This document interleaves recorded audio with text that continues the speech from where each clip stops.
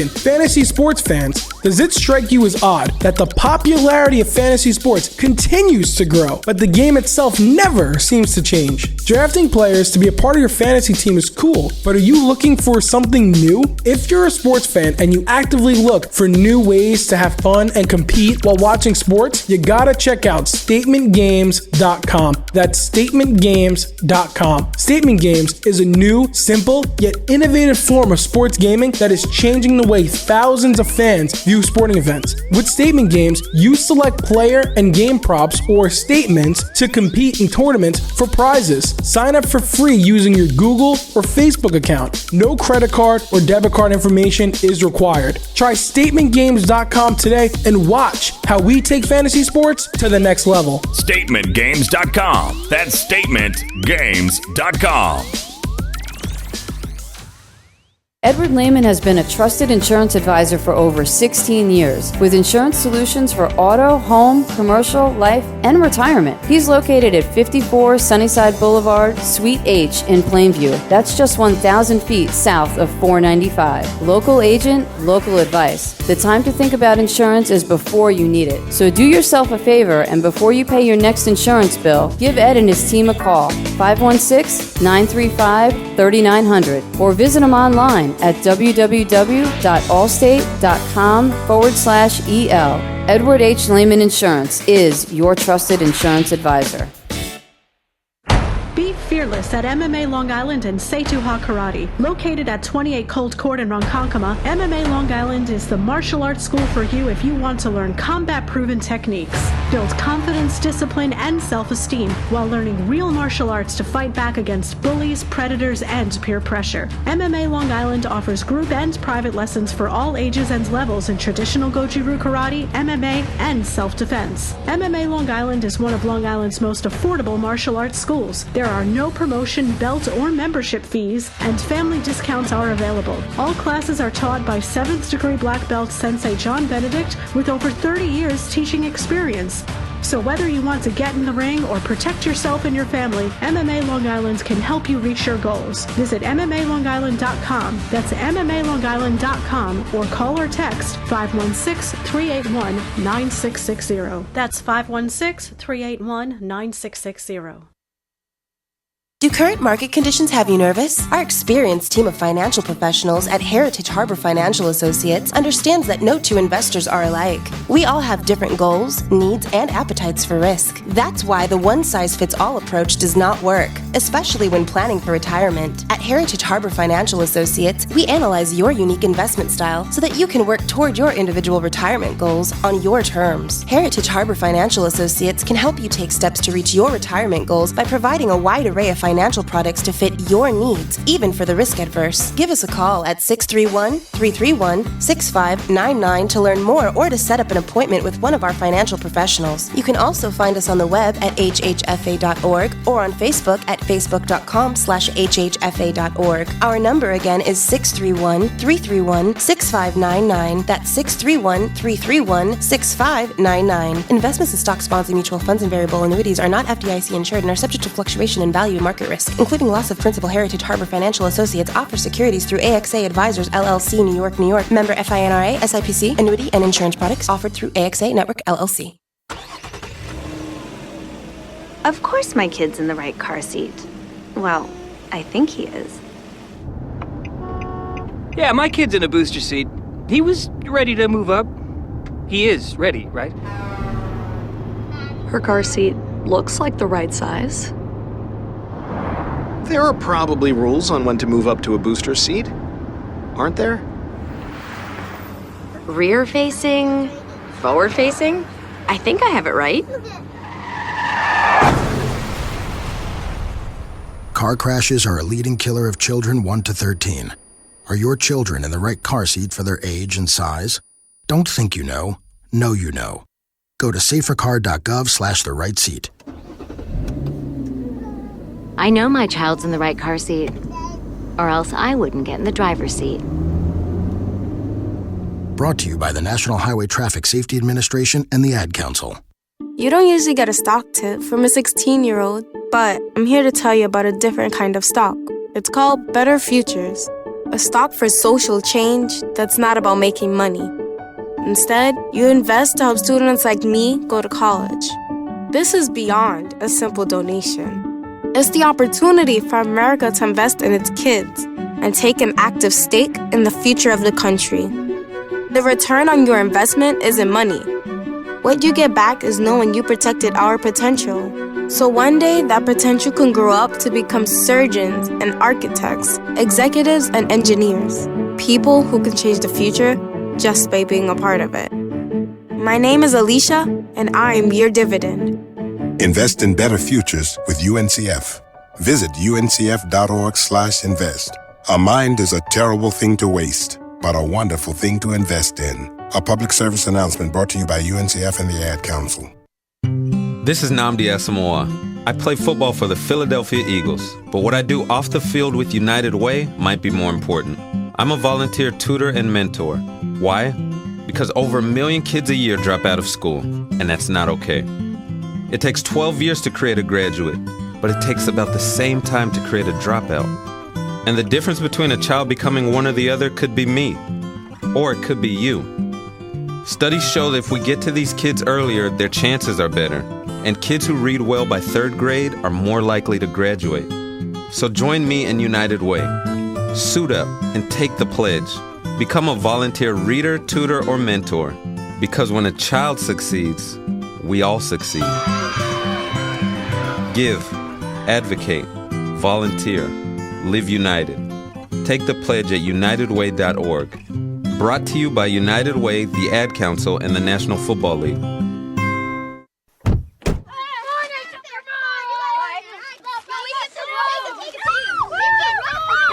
They'll challenge your authority. They'll try to break your will.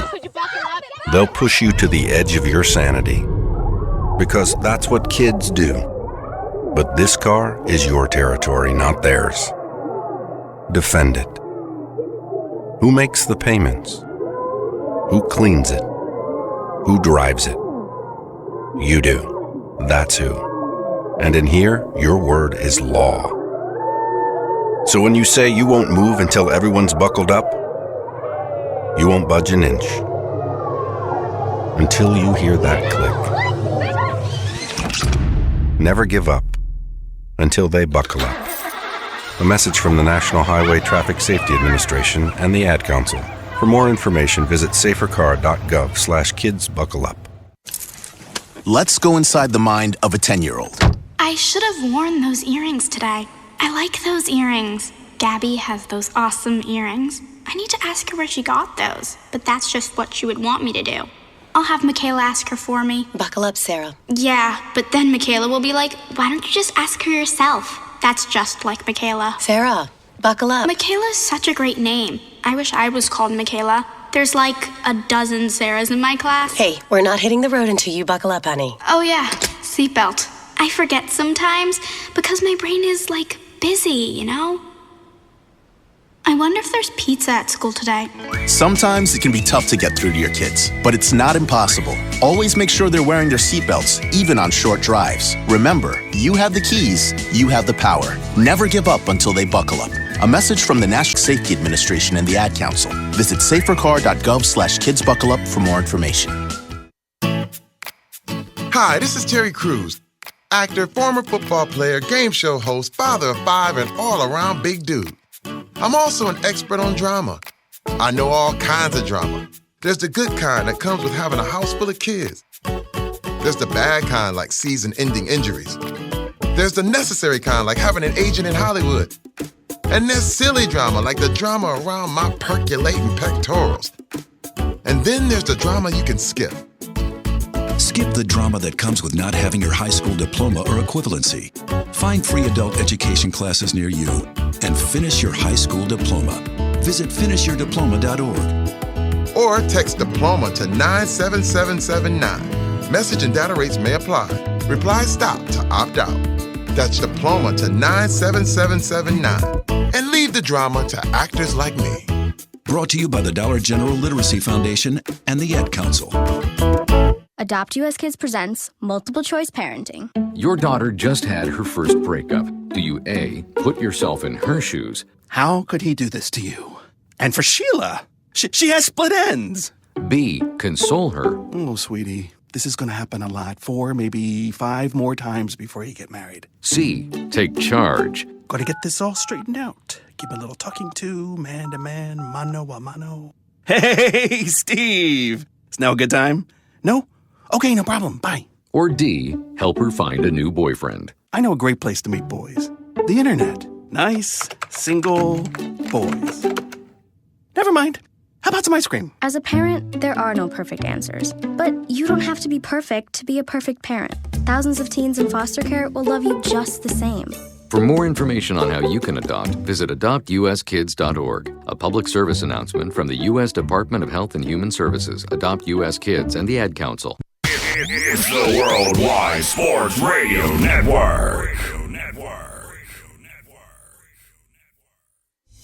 Great moments are born from great opportunity. And that's what you have here. That's what you've earned here tonight. Forget about the crowds, the size of the school, their fancy uniforms, and remember what got you here. If you put your effort and concentration into playing to your potential, to be the best that you can be, I don't care what the scoreboard says at the end of the game, in my book, we're going to be winners. On this team, we tear ourselves and everyone else around us to pieces for that inch. We claw with our fingernails for that inch because we know when we add up all those inches, that's gonna make the difference between winning and losing. It's down to the wire with Errol Marks and Speedy Petey. Oh, Petey!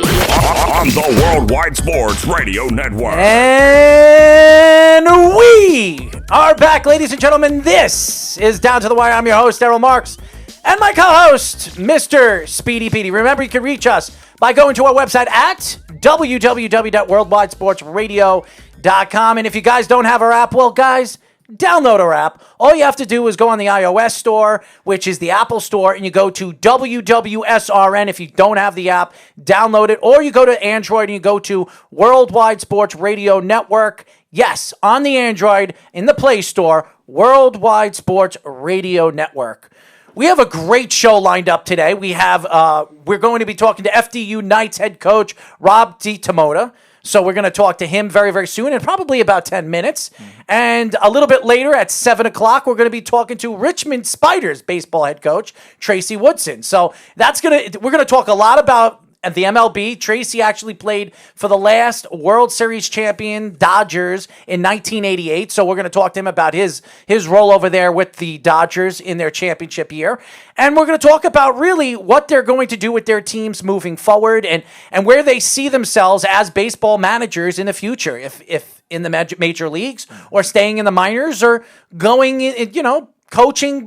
Rising up in college rankings. Yeah, college rankings. So we're going to get into a lot with these two head coaches very, very soon. But before we do that, I want to give a shout out to all the fans out there, all the people that are going through this COVID-19 pandemic, everybody that's been dealing with it. We want to give a shout out to all of you guys that have put in the time and trying to help out right now in the world, because there's so much going on and so many problems going on in the world. Nobody even talks about some of the little things that are going on, but COVID is a big thing that's going on in the world. So I want to give a shout out to all the fans out there that are dealing with it. And I do want to get into this particular story before we get into talking to Rob. Jerry Sloan, who's one of the greatest, in my eyes, head coaches of my era.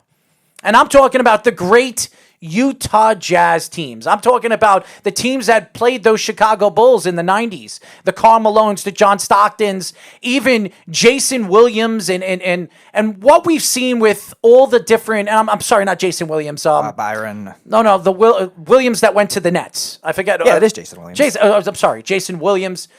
Just all the different players that he has coached over the years,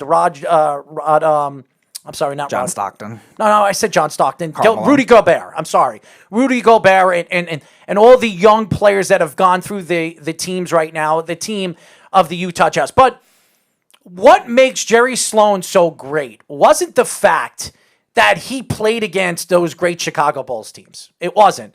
Jerry Sloan's career as a head coach is a remarkable, remarkable career. And I know a lot of people say, a lot of young players, or young people don't know who Jerry Sloan was. And what makes Jerry Sloan so special, and John Stockton said it best. Jerry Sloan was a guy, he was a player's coach. He really was.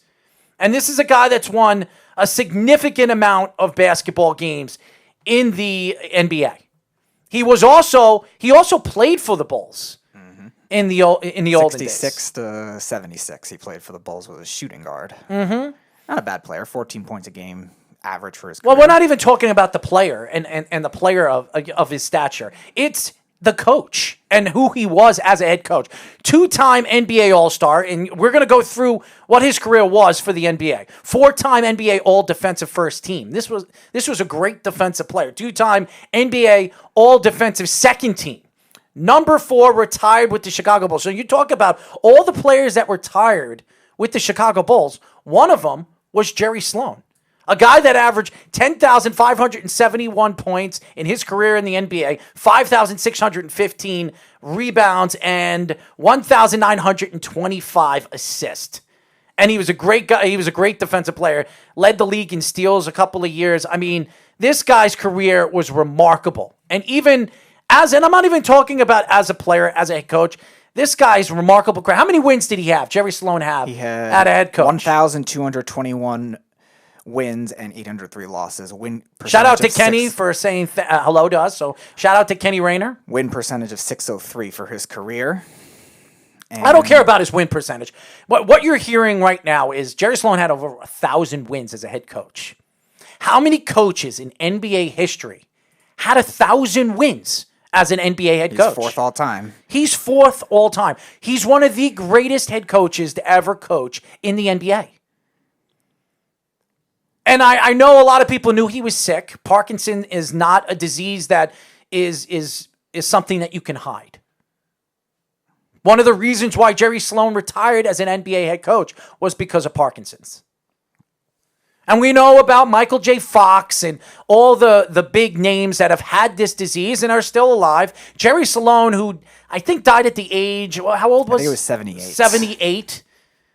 This is a guy that had a long-lasting career, not even as an NBA player, but as an NBA head coach. And I know a lot of people knew he was sick for all these years, and this is a guy that not only was highly touted as a player, but a great, great talent evaluator. Mm-hmm.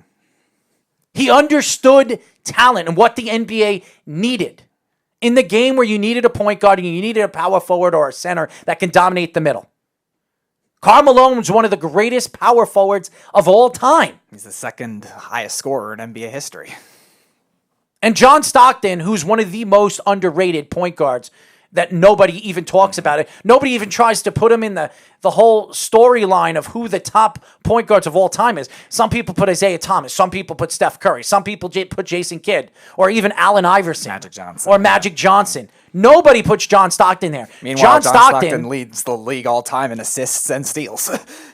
John Stockton is one of the greatest point guards to ever play the game of basketball, which is never even touted. Some of these young analysts or broadcasters really don't know who this kid is or this guy was as a player. But Jerry Sloan, who was very well respected around the NBA and really throughout professional sports, and Michael Jordan said it best, one of the hardest teams he's ever played against in his career of basketball was the Utah Jazz. Yeah, absolutely. And the back-to-back years, yes, they beat the Utah Jazz, but they went through highly profiled games in those NBA Final Championships. I think the Jazz won the first 2 games, both those times, one of which was in Chicago, too. So they definitely gave him a tough test. And 64 and 18, 62 and 20 were those 2 teams, or those 2 years for the Jazz in the regular season. Again, it's a small market team. It's not like Chicago that you could bring in these players. They had to really home grow a lot of those guys with Stockton and Malone. And Jerry Sloan did an excellent job with that. And obviously, he did that with even after that, too. His records weren't as good, but they were still a consistent playoff team for the most part. And again, like you were saying, one of only 9 coaches to finish without over 1,000 wins. It's a really remarkable career as a basketball player who is only one of probably 10 or 11 numbers that has ever been retired with the Chicago Bulls. Mm-hmm. And then you talk about what he did as a head coach, which is one of the greatest, really, one of the biggest accomplishments any NBA coach has ever had. Mm-hmm. No doubt about that. I think he's definitely the winningest coach. Or no, he's the second winningest coach that has not won a title. Oddly enough, Don Nelson, who leads the league in wins, did not win a title either. So he's second in that, and he's fourth all time. And I want to give a shout out to Patrick Ewing. Patrick Ewing right now is in the hospital with the coronavirus. He's very, very sick. And Patrick Ewing, who has had a lot of medical problems over the last couple of years, and I don't know the behind every single thing that he has or he's had over the last couple of years, but he's had a significant amount of problems, medical problems. This is a big story because he's still in the hospital and he's still in the ICU. So as the story grows and as it keeps pushing forward, we will relay all the information that we can on Patrick Ewing and what he's going through right now. But shout out to Patrick Ewing, who right now is in the hospital with the coronavirus. A guy that I've grown to respect. I grew up a New York Knicks fan, as everybody knows, and the great years of the New York Knicks, the 90s New York Knicks, and you can say whatever you want, and Michael Jordan can say whatever he wants about those New York Knicks teams. One of the main reasons why those New York Knicks teams were great was because of the great Patrick Ewing. So Patrick Ewing was a big part. He was the captain of the team. He led those teams to those two championship runs that they did have. And really throughout the 90s, the 90 years, the middle of the 90s, especially when they were the most dominant with the Pat Riley time and the Jeff Van Gundy, the beginning of Jeff Van Gundy's career. Right. Patrick Ewing was a big part of all those teams. But it's a sad story right now with Jerry Sloan, who, when I found out he passed away, I think it was Friday. I was upset because he was one of the guys when I knew that Jerry Sloan was out with the Utah Jazz. I didn't know that he had Parkinson's. That was the main reason why he lost his job and he left the job and he obviously retired. I didn't know the whole story behind it until he was one of the guys I wanted to take over for the New York Knicks. Yeah, not Jeff Hornacek. Right, and I think Mike Woodson was the interim at that time. And I think the season after that, I think he wanted to coach again, but again, he just had all those medical issues. Oh, and Anthony Carricker, shout out to Anthony Carricker. Ewing came out of the hospital 1 hour ago. So that's interesting. But hopefully Patrick gets healthy. This is a guy, like I said, has a lot of medical problems. And he's the head coach of the Georgetown college basketball team. So a guy that needs to start recruiting. I mean, recruit session is advised for Patrick Ewing, especially with a team that has really not gone far in those tournaments in many, many years. No, I don't think they've made it since 2015. They were a 4 seed. They lost, I think, Utah in that tournament. And now they just lost one of their best players, probably their best player to transfer. It's absolutely crazy. So shout out to Patrick Ewing, and hopefully Patrick Ewing gets healthy. He's now out of the hospital. Thank you, Anthony. And shout out to Jerry Sloan's family, a guy that is not only well-respected in the NBA and the culture of what the NBA is today, but the culture of head coaching. And you could ask Coach K, Coach Williams, anybody in coaching who Jerry Sloan is and how well is he respected, not only with the players, but some of the coaches, the highly profile coaches in college basketball. Jerry Sloan's name is definitely one of those guys you have to look up to. So shout out to Jerry Sloan and his family. A very well respectable head coach in the NBA and has been in the NBA for many, many years. May he rest in peace. When we come back, ladies and gentlemen, we'll have FDU Knights baseball head coach Rob DiToma. I'm sorry, DiToma. DiToma. It's Toma.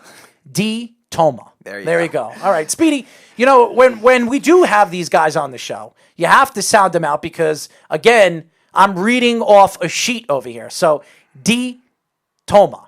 We will have Rob DiToma. I'll figure it out. When we come back, we'll have the FDU Knights head coach here on the Worldwide Sports Radio Network. It's the Worldwide Sports Radio Network.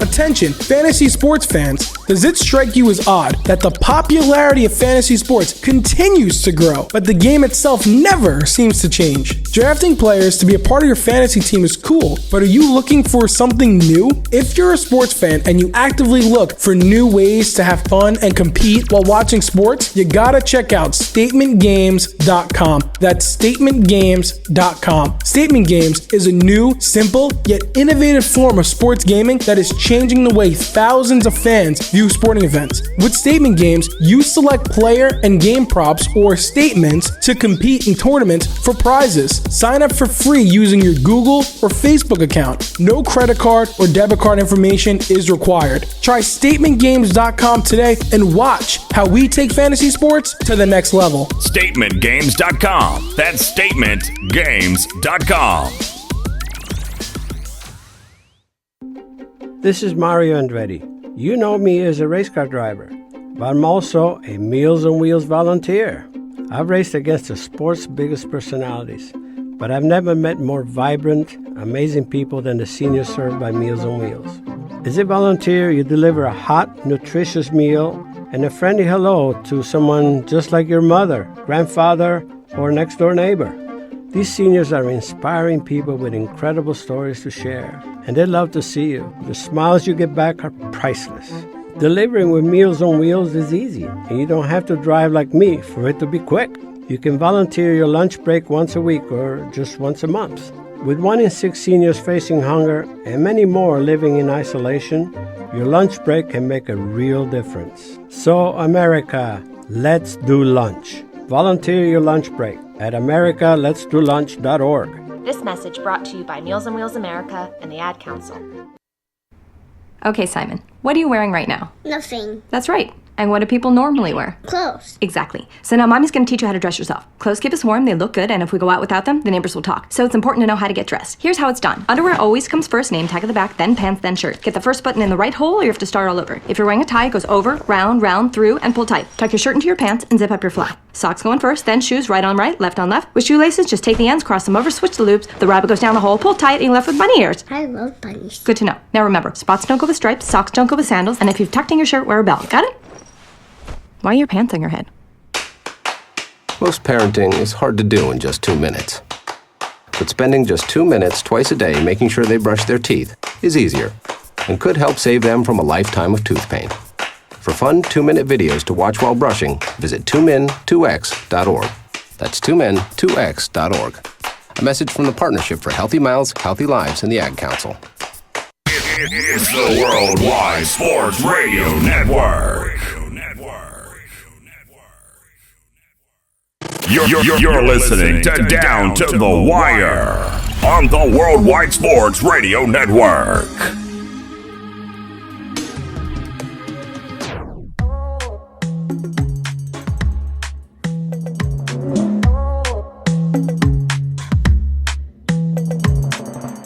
Six 631-965-4990. This is Down to the Wire. We are live every single Monday through Tuesday from 6 p.m. to 8 p.m. New York Eastern Time.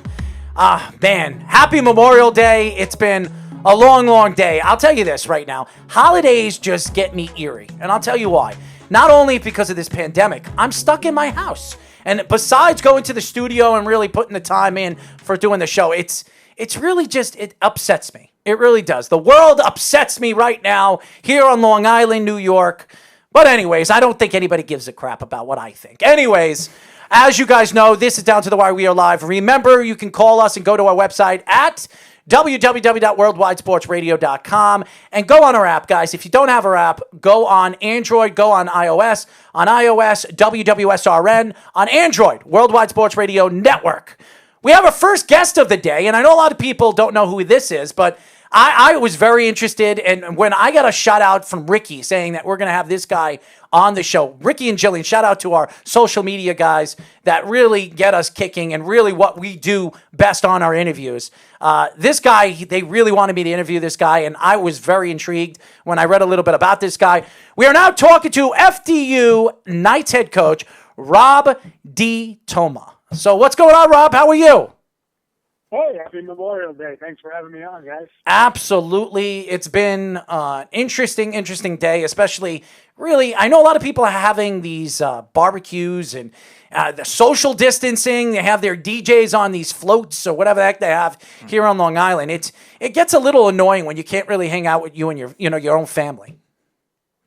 Yeah, it's tough. It's different, but, it is what it is, so we got to try and make the best of it. Stay positive. As you know, there's no sports going on, and I'm sure you had the opportunity to watch the Last Dance with the Chicago Bulls. Did you watch that? Oh, absolutely. Like clockwork every Sunday night, 2 hours. It reminded me like the old days of when the Sopranos were on. You knew the whole world was watching together on Sunday night.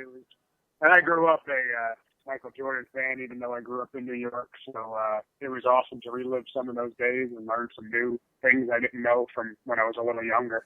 So you love the fact that Michael Jordan practically shot down the New York Knicks and the Patrick Ewing era. Every year. Loved it. I was hated by most of my friends. But, I think you're around the same age, so you grew up with all that. Bulls, Knicks, everything was a war, They were just classic basketball games, but it was fun. I remember the days being, those Sundays in May would be like an NFL Sunday is now, and how many people seemed like they were watching it back then. Were you a Knicks fan or a Chicago Bulls fan? Bulls, yeah. Really? So he loved this. A rare breed. Oh, man. Bulls Come fan on, in New York. Rob, what's going on, man? I mean, you live in New York and you're rooting on Michael Jordan, the enemy? Come on, Rob. Well, I guess it's everyone, they would say front runner and this and that, but it was really hard not to be a kid and be into Michael Jordan, I'd say, around that age, As you guys know, we are talking to FDU Knights head coach Rob DiToma. So, DiToma. I got it. You don't need to correct me. I got it. DiToma. Anyways, Rob, tell us a little bit about your career right now in FDU and what FDU moving forward. What is the team? Where do you see this team going in the near future with your recruiting and the scouting over there at your school? Absolutely. I mean, this was last June, or officially last July is when I got hired as the new head coach at Fairleigh Dickinson, and it was an interesting time. There was a lot of players in the transfer portal, which I'm sure you're hearing more and more about now. So when I took over, the roster was obviously depleted. A lot of people were leaving, so it was definitely what you'd call a rebuilding situation. And we hit the ground running. I hired a pretty exciting staff. I'm really happy with Steve Atkins and Ethan Newton, my assistants, and we hit the ground running recruiting, and all those guys that we recruited from last year to this year will be here in the upcoming fall, which we're really excited about. It's a large class. Future is bright. But I was actually pleasantly surprised with, everyone's telling you rebuilding, it's going to take some time. I was really surprised. I wouldn't say surprised, but the work ethic and the talent that was already in place here, it made me think we had a chance this season, and unfortunately, the season getting cut short after 13 games, we didn't really get to pick out the way it was going. We missed out on a lot of development of these guys, but the future is bright. We're really excited about what we're trying to build here. I think we're on the right path. One of those players that stood out in those 13 games was Tom Rushidi, who was a third baseman and outfielder. He had 364, 5 home runs, 11 RBIs. What stood out about him most to you? Tom is absolutely, I'd say the word that comes to mind with Tom is just his professional. His professionalism. He's only a sophomore in college this year, but he separates himself from other college athletes in a sense.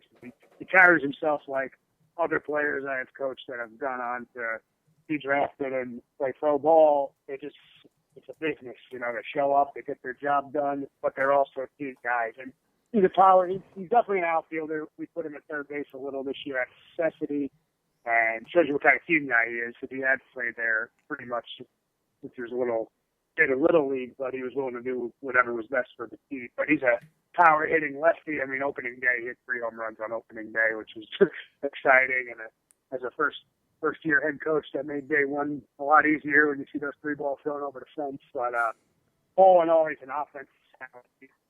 top 5, top 6 in a lot of offensive analytical categories this year. We are really excited about Tom. Do you preach defense or do you preach offense? I know the league has changed. Major leagues, the MLB has changed for baseball. A lot of people want to see power. They want to see home runs. I know college, and I watch the College World Series. I don't really watch the college season because a lot of people don't until the College World Series comes around and they watch the tournament. What do you preach? Do you preach pitching? Are you looking, when you're recruiting, are you looking for some top pitchers? Are you trying to look for great defensive players in the field that have a great offensive ability? Oh, absolutely. I mean, the old adage in baseball, pitching and defense wins games, and it's absolutely true. It's just on the recruiting circuit, the top-notch pitching obviously is at a premium. It's going to go to probably your bigger power conferences. So pitching is a bit of a development at our mid-major type level of Division I. So absolutely, if I had my pick, we'd have power arms and we'd roll right through and easier to hold the team down. So we're never going to not build through that. We're always going to be on the lookout for that. But I kind of, as a long-time assistant, I guess you could say I made a name for myself being, obviously I was on the offensive side of things. I was a infield hitting coach, but where I started to get a little recognition was as a base running guy. We led the country when I was the assistant at Fordham back-to-back years. We led all of Division I in stolen bases. So it's something we try and do. We try and get athletic. We try and run and create a little havoc on offense. You can combine that with the pitching, which was a nice formula at Fordham University where we won when I was the assistant. I think those two things combined, when you got pitching and you can steal some runs here and there, it's a good combo. When you were at Fordham, there were two guys that just got drafted into major leagues, one of which we just had on air a couple of weeks ago, and Kyle Martin. Those guys drafted into baseball. What did you like most about their style of play and as people when you were coaching there? Kyle is an unbelievable talent in the sense of just raw athleticism in the arm. I mean, he threw from an awkward kind of 3/4-ish low sidearm angle, and the best part of Kyle was this mentality he had that he was just wanted the ball. He was our back end guy, closer, I guess, in more typical terms of baseball, but it's a little different in college because sometimes you bring that guy in the sixth and you let him ride, but for the main night, he was that guy who could just get you that 3 to 6 outs whenever you needed it to hang on to a lead and you felt comfortable with it. I mean, in the Atlantic 10 championship game, he came in the 7th inning. We were trying to get the last 9 outs, and we're 1 out away from the championship, and we still make fun of him. He gave up a home run to tie the game, and then he pitched all the way till the 12th. We were able to win in the 12th, which is obviously not typical here.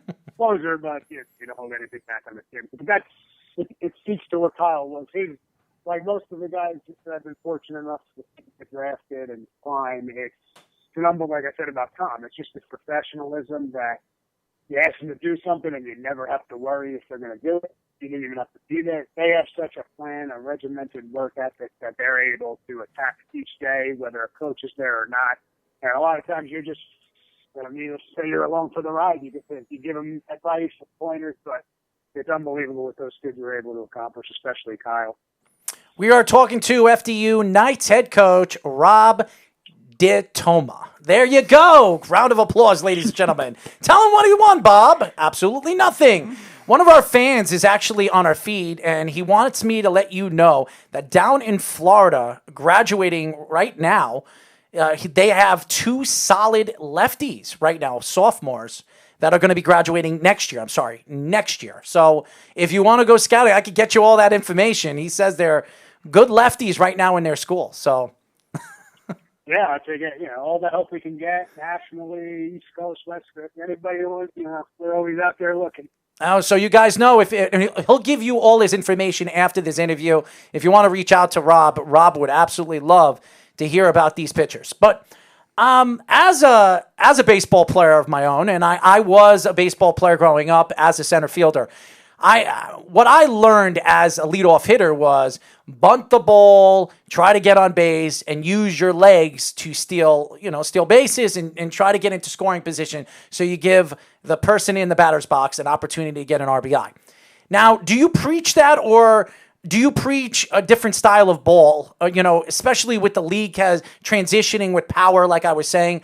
Do you preach that, or do you preach the American League ball with power? I would have definitely recruited you. I think it's a little bit of my background because I was the same thing. I mean, I played second base and I led off on, I'd say, 90% of the games I ever played in my life. And I was always that kind of player. I wouldn't say we're like stressing the fact that you have to bunt and you have to run. I think what we're trying to stress is let's take advantage of whatever the other team gives us. So if that third, as you probably were aware, from the type of player you're sounding like, if the third baseman was a little behind that bag, I want the type of guy that'll take advantage of that and try and drop the bunt down. That I say if you can steal second after hitting a single, to me, that's the same as hitting a double. So however we get there is however we get there. But that's the kind of, in my opinion, the seed and that type of player who's always looking to take advantage of whatever is there for him. That travels, that doesn't really slump. Power hitting, and yeah, it's great. If everyone can hit it over the fence, hit doubles, triples, it makes the coach's life a lot easier. But as we've all seen, especially as the games get bigger and the pitching gets better, that kind of hits the wall, and you got to figure out a way to score runs. Not too many teams at any level have just slugged their way to a championship. Especially nowadays, I feel like pitching is so far ahead of the hitting at all levels. As you can watch the major leagues, a lot of strikeouts and a lot of power arms. So, got to find that way to score. Rob, are you surprised that bunting is a dying breed now in the major leagues?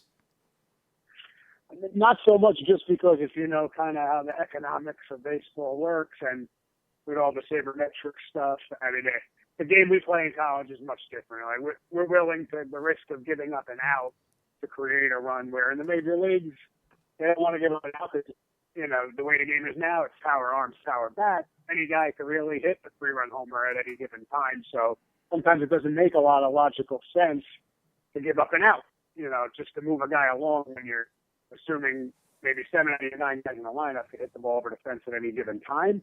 But I do think it runs in cycles. I do think we'll get back sooner or later to what the game used to be. But I do understand that, you make your money in the major leagues by putting up RBIs, home runs. It's such a business now that you're not coaching the one run at a time kind of small ball mentality at that level.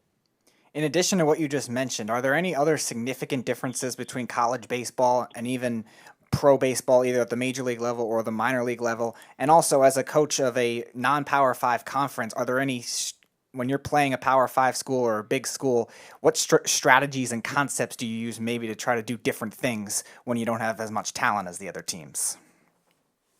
Yeah, between college and pro, I'd say it's a way different game in exactly what we're talking about. Like if you watch I think it's actually at times a lot more exciting because there's a lot more action happening. It's not a million strikeouts and there's probably less home runs, but there's so much more that's going on. You'll see. I think that stolen base is a very exciting play in a baseball game. I think a suicide squeeze is exciting. I think a safety squeeze, and you'll see a lot of that in the college game at all levels of the college game. I think. If you can get out of the cold and be in some warm weather, you watch an exciting brand of baseball, and the biggest difference is just the energy. If you come to a conference weekend or you're lucky enough to be in the conference tournament in some of these one big leagues, the energy and the craziness that's coming out of the dugouts versus a major league game where there's not too much of that.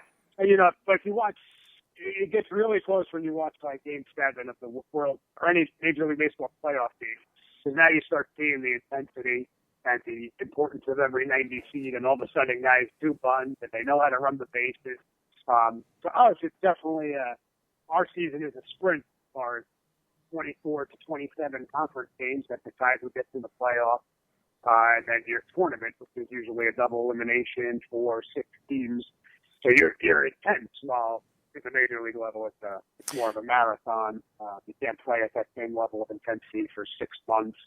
So those are mainly the differences. And when you play a Power 5 school like us, really your only chance in those games, they're going to be deeper. You're not like, let's get to their bullpen and we'll be able to hit because here comes the next guy that throws 93 to 95. So it's more, you better have the pitching to line up and keep you in 1 or 2 of those 3 games in that series.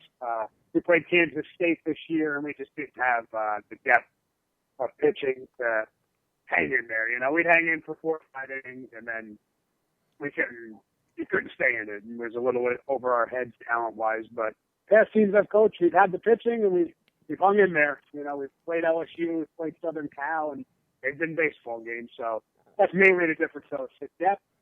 There's nobody, you're not pitching around somebody to get to anybody else. These are all the top guys at the top high schools of the top recruiting circuit. There's no easy out. We are talking to FDU Knights head coach Rob DiToma. You got it. I'm getting good at this. I'm getting good at it. So maybe I'll be your apprentice over there.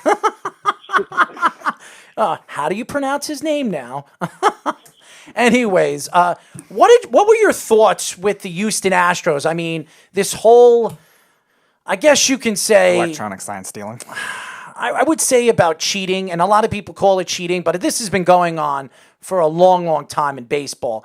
What were your thoughts of Rob Manfred not really dropping the hammer on the team, really protecting the players from this, and because they made a deal with the players on coming out with this whole story and really embarrassing the major leagues and their fan base over there in Houston? What were your thoughts to that whole situation? Well, it seems to me the only way they were going to get any information out of any of the people was to give them the immunity, and the players kind of knew what was going on, and if you're going to punish them after they tell you, you probably weren't going to get any information. So it's hard to fault Manfred if he's looking for the information. But listen, I mean, stealing signs and trying to exploit teams' vulnerabilities and weaknesses is, I mean, they said they shot her around the world back in the day with people knew what pitch was coming. So, I mean, it's been going on forever. And it's kind of that unwritten rule of baseball. If you don't want your signs stolen, do a better job of disguising them. But there was that technology. I don't think there was this much of wearing a buzzer, which I guess hasn't been proven, but it's hard to dispute, running down the line with holding your jersey. I mean, I just don't think that has a place in the game. I think that's a little taking it to the extreme. But hey, when it's big business and there's that much at stake, I don't know if the life doesn't have someone trying to be one step past the system, ahead of the system. So, but to me, I mean, growing up a Yankee fan, I loved Joe Girardi when he was the manager. It's a little annoying. They lost Game 7 in his last year there, and that was the year that they're being told that every pitch was coming. So it's frustrating, but I don't think there's a place in the game for wearing electronic devices, and that's your way of getting information to your hitters. Are you surprised that hasn't happened in college baseball, at least not yet, that it's been caught with all the scandals that normally go on in college sports? Yeah, I mean, I don't know. It's hard. You'd have to have such a... I mean, it goes on in the sense of, like, you try and know the team sign sequences. You try... I mean, to me, there's nothing illegal about a runner on second base trying to pick up the sequence from the catcher. I mean, that's like a normal offense in college baseball. So you're always changing up your signs. And now that as we get more technology in college, there's every game's being streamed, every game's on TV, so there's cameras in center field. So even game to game as a coaching staff, you have a lot more work to do. You can't have the same sign sequence the following weekend as you did before with a man on second. Maybe it's gone on. I've never been in a situation where I thought another team was cheating beyond the normal realm of on the field, looking at coaches, trying to pick up their signs. Rob, I know baseball over there in college is completely different from the majors, and over there in college, they play with aluminum bats, and in the major leagues, they play with fiberglass and all different styles of bats, wood. Do you think that the college game should transition into the style of baseball bats that they use in the major leagues so the players are more used to playing that way when they go to the major leagues? I don't know. I mean, when they go to summer leagues like in Cape Cod or New England or a lot of these leagues around the country, every single summer ball league is wood. I wouldn't mind if the college game went to wood, but and I don't really. I mean, there's a lot of contractual agreements with back companies and a lot of these big programs, which is a lot of the reason it stays. But I think it has some uniqueness to it. It differentiates the game a little. A good hitter doesn't need the medal, but I think it keeps a lot of other people in the game per se, if that makes sense. Like you're able to keep at an even level. So again, like right now, the offensive numbers are so low behind where our pitching level is in college baseball. I mean, you have pro level ready pitching talent, and you definitely don't have 9 hitters in every lineup that can turn around their fastball. So I think the game's more on the pitching side right now. So if we went to wood now, I think you might get even lower scores and less offense. So I don't think we need it right now, but I definitely wouldn't be opposed. I mean, I loved as a player the summer leagues with the wood, and it's definitely a better sound in the cages, especially indoors when you're in the gym or doing any of that. But I like the metal. I mean, it's just something we've become so accustomed to. I've never really thought too deep about it. Last question for me. We've seen this a lot since the pandemic has really hit in a lot of college sports, this instant transfer policy. I've asked a lot of different college analysts about it. This, again, you don't have to take a year off anymore with the transfer. It's pretty much like a free agency kind of thing. What are your thoughts to the way that the NCAA has done it, and how much do you think it'll impact baseball? So, I mean, in our sport, it's still in Division I. You have to sit out a year if you're going to transfer, and it's up for vote. It got tabled again until January. So at least for one more year, it's not kind of the free reign of transferring. There is ways around it if you were a non-scholarship, non-baseball scholarship player. If you were granted a waiver, you might not have to sit out a year, which opens up a lot more problems. But as of now, you still have to sit out. But it's coming. We're all aware that it's going to happen where your players transfer, which is going to make things tough. I'm all for the free market and that kind of thing, but it will, I think, have a little bit of a negative effect on especially the mid-major school because, we work really hard to get maybe the under-the-radar player or the pitcher like we talked about that needs to be developed a little bit. And you work really hard, you recruit those players, you commit to each other, and maybe as a freshman he's still in that development mode and your plans for him are sophomore, junior year is going to make an impact in your program, but nobody, if you're sitting for a year and people have put you in your year as a freshman that if you transfer, you're going to pitch, it opens up that kind of door, if you know what I mean. And it's hard. We depend on development of our players. So, some of these bigger programs, they just depend on bringing in a new flock of guys when the people aren't developing. So it could hurt us. But it also could open up the door to, a lower level than us being transferred in. So there's always those kind of circumstances that could go either way. I'm not in favor of it, but it's hard to tell a kid when a coach can leave and go to a better situation. It's hard to tell a kid that they shouldn't have the same rights, I guess.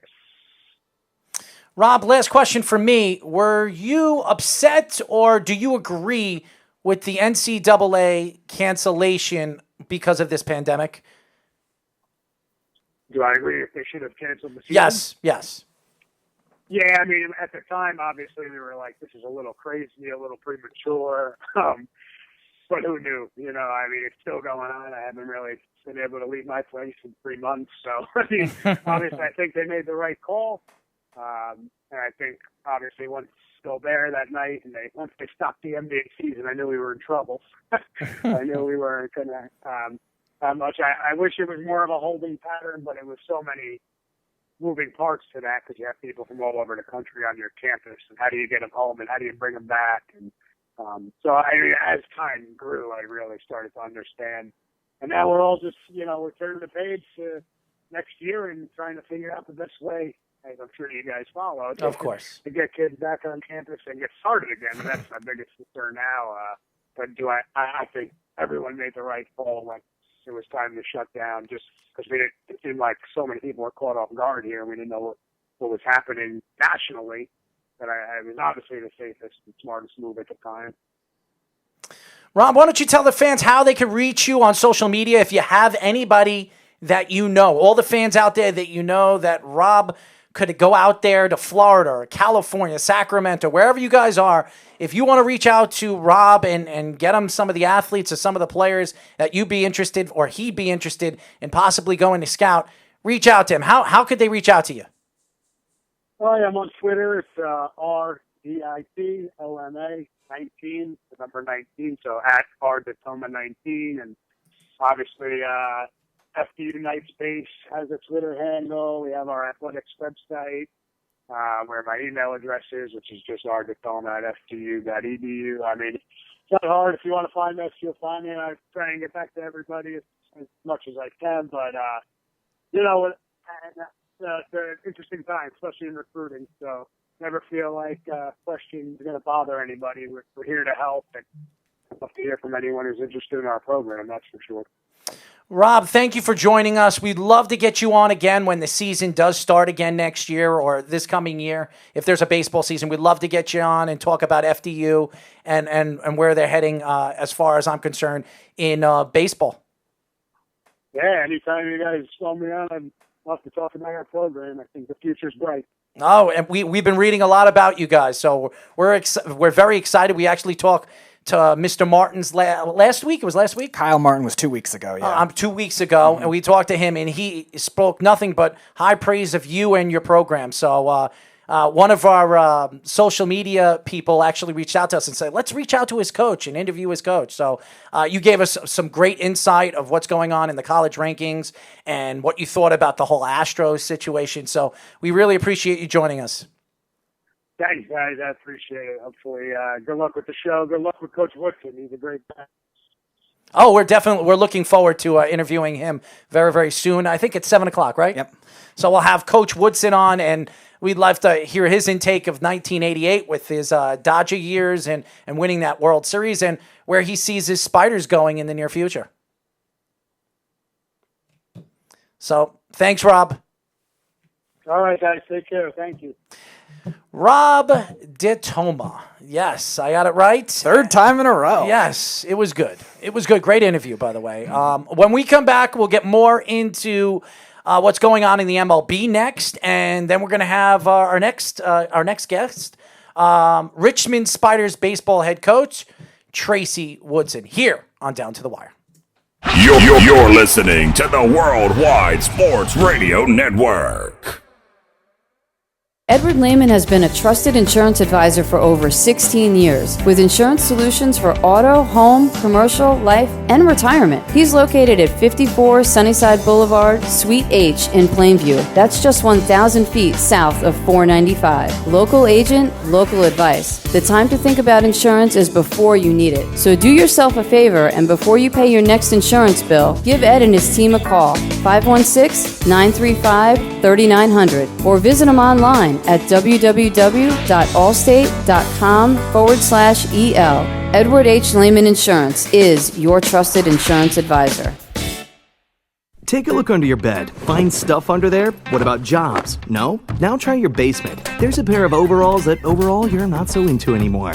A perfectly good laptop that hasn't sat in your lap in months. And even more stuff, but still no jobs? Well, you really have both. See, stuff is defined as household articles considered as a group. Sometimes this stuff is no longer needed. Wait, no longer needed? That can't be right. Because remember those jobs you were looking for? Those are really needed, and they're the stuff inside your stuff. Even inside that winter coat that moved with you to Phoenix. Our job is to unlock those jobs, and it starts when you donate your stuff to your local Goodwill. Here's how we do it. When you donate to Goodwill, we sell your stuff to provide job training for people right here in your community. So just by teaming up with Goodwill, you help create jobs. And isn't that worth parting with the leftover keytar from your 80s cover band? Goodwill. Donate stuff, create jobs. Find your nearest donation center at goodwill.org. A message from Goodwill and the Ad Council. Dear John, I was hoping it wouldn't come to this, but you've left me no choice. I'm leaving. Uncontrolled high blood pressure is really serious, and lately you seem to really not care. I've been there for you since day one, and I know you think I'm gonna keep ticking, but no, my friend, I can quit whenever I want. Why can't we get back to the good times, when we were more active and ate more healthy foods, and you checked on me every once in a while? Is that too much to ask? I don't want to leave. But unless you stop ignoring me, what else am I supposed to do? Remember, when I quit, you quit. Sincerely, your heart. Listen to your heart. Don't let it quit on you. Doing the minimum to control your high blood pressure isn't doing enough. High blood pressure can lead to a stroke, heart attack, or death. Get your blood pressure to a healthy range before it's too late. Find out how at heart.org/bloodpressure. Check, change, control. A message from the American Heart Association, the American Stroke Association, and the Ad Council. Hey, what's up, everybody? I'm Jason Derulo. I love that music connects to people all over the country. But unfortunately, so does something else. Childhood hunger. 15 million kids struggle with hunger right here in America. And yet, every year, billions of pounds of surplus food in the U.S. go to waste instead of going to the children in need. Feeding America is working to change this. The Feeding America nationwide network of food banks rescues this surplus of food to help provide meals to families in virtually every community in the United States, including yours. But they just can't do this alone. Join me in the fight against hunger in America. For more information on what you can do to get involved, visit feedingamerica.org. That's feedingamerica.org. Together we can solve hunger. Together, we're feeding America. A message from Feeding America and the Ad Council.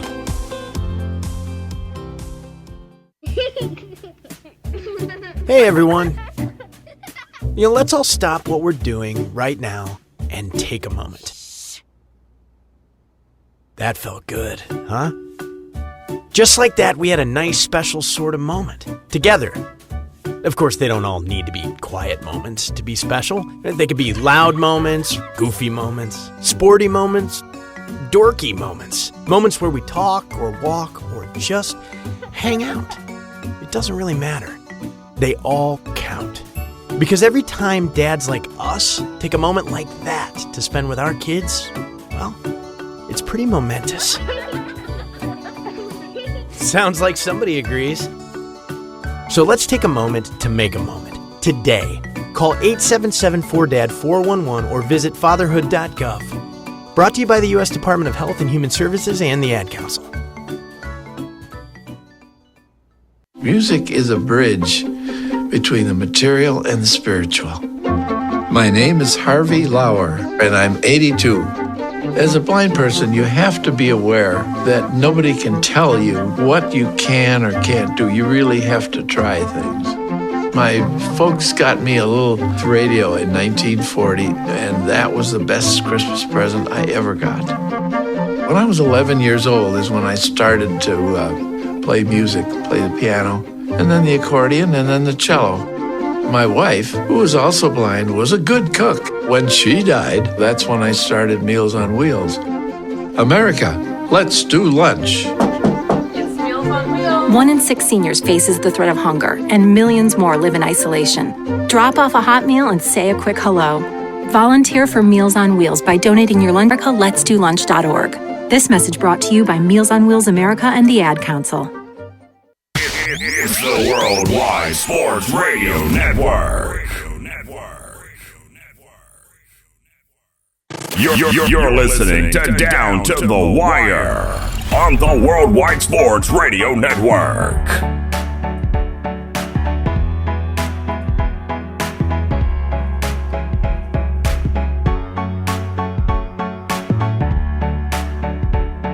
What? Get it, get it, get it. Speedy, what?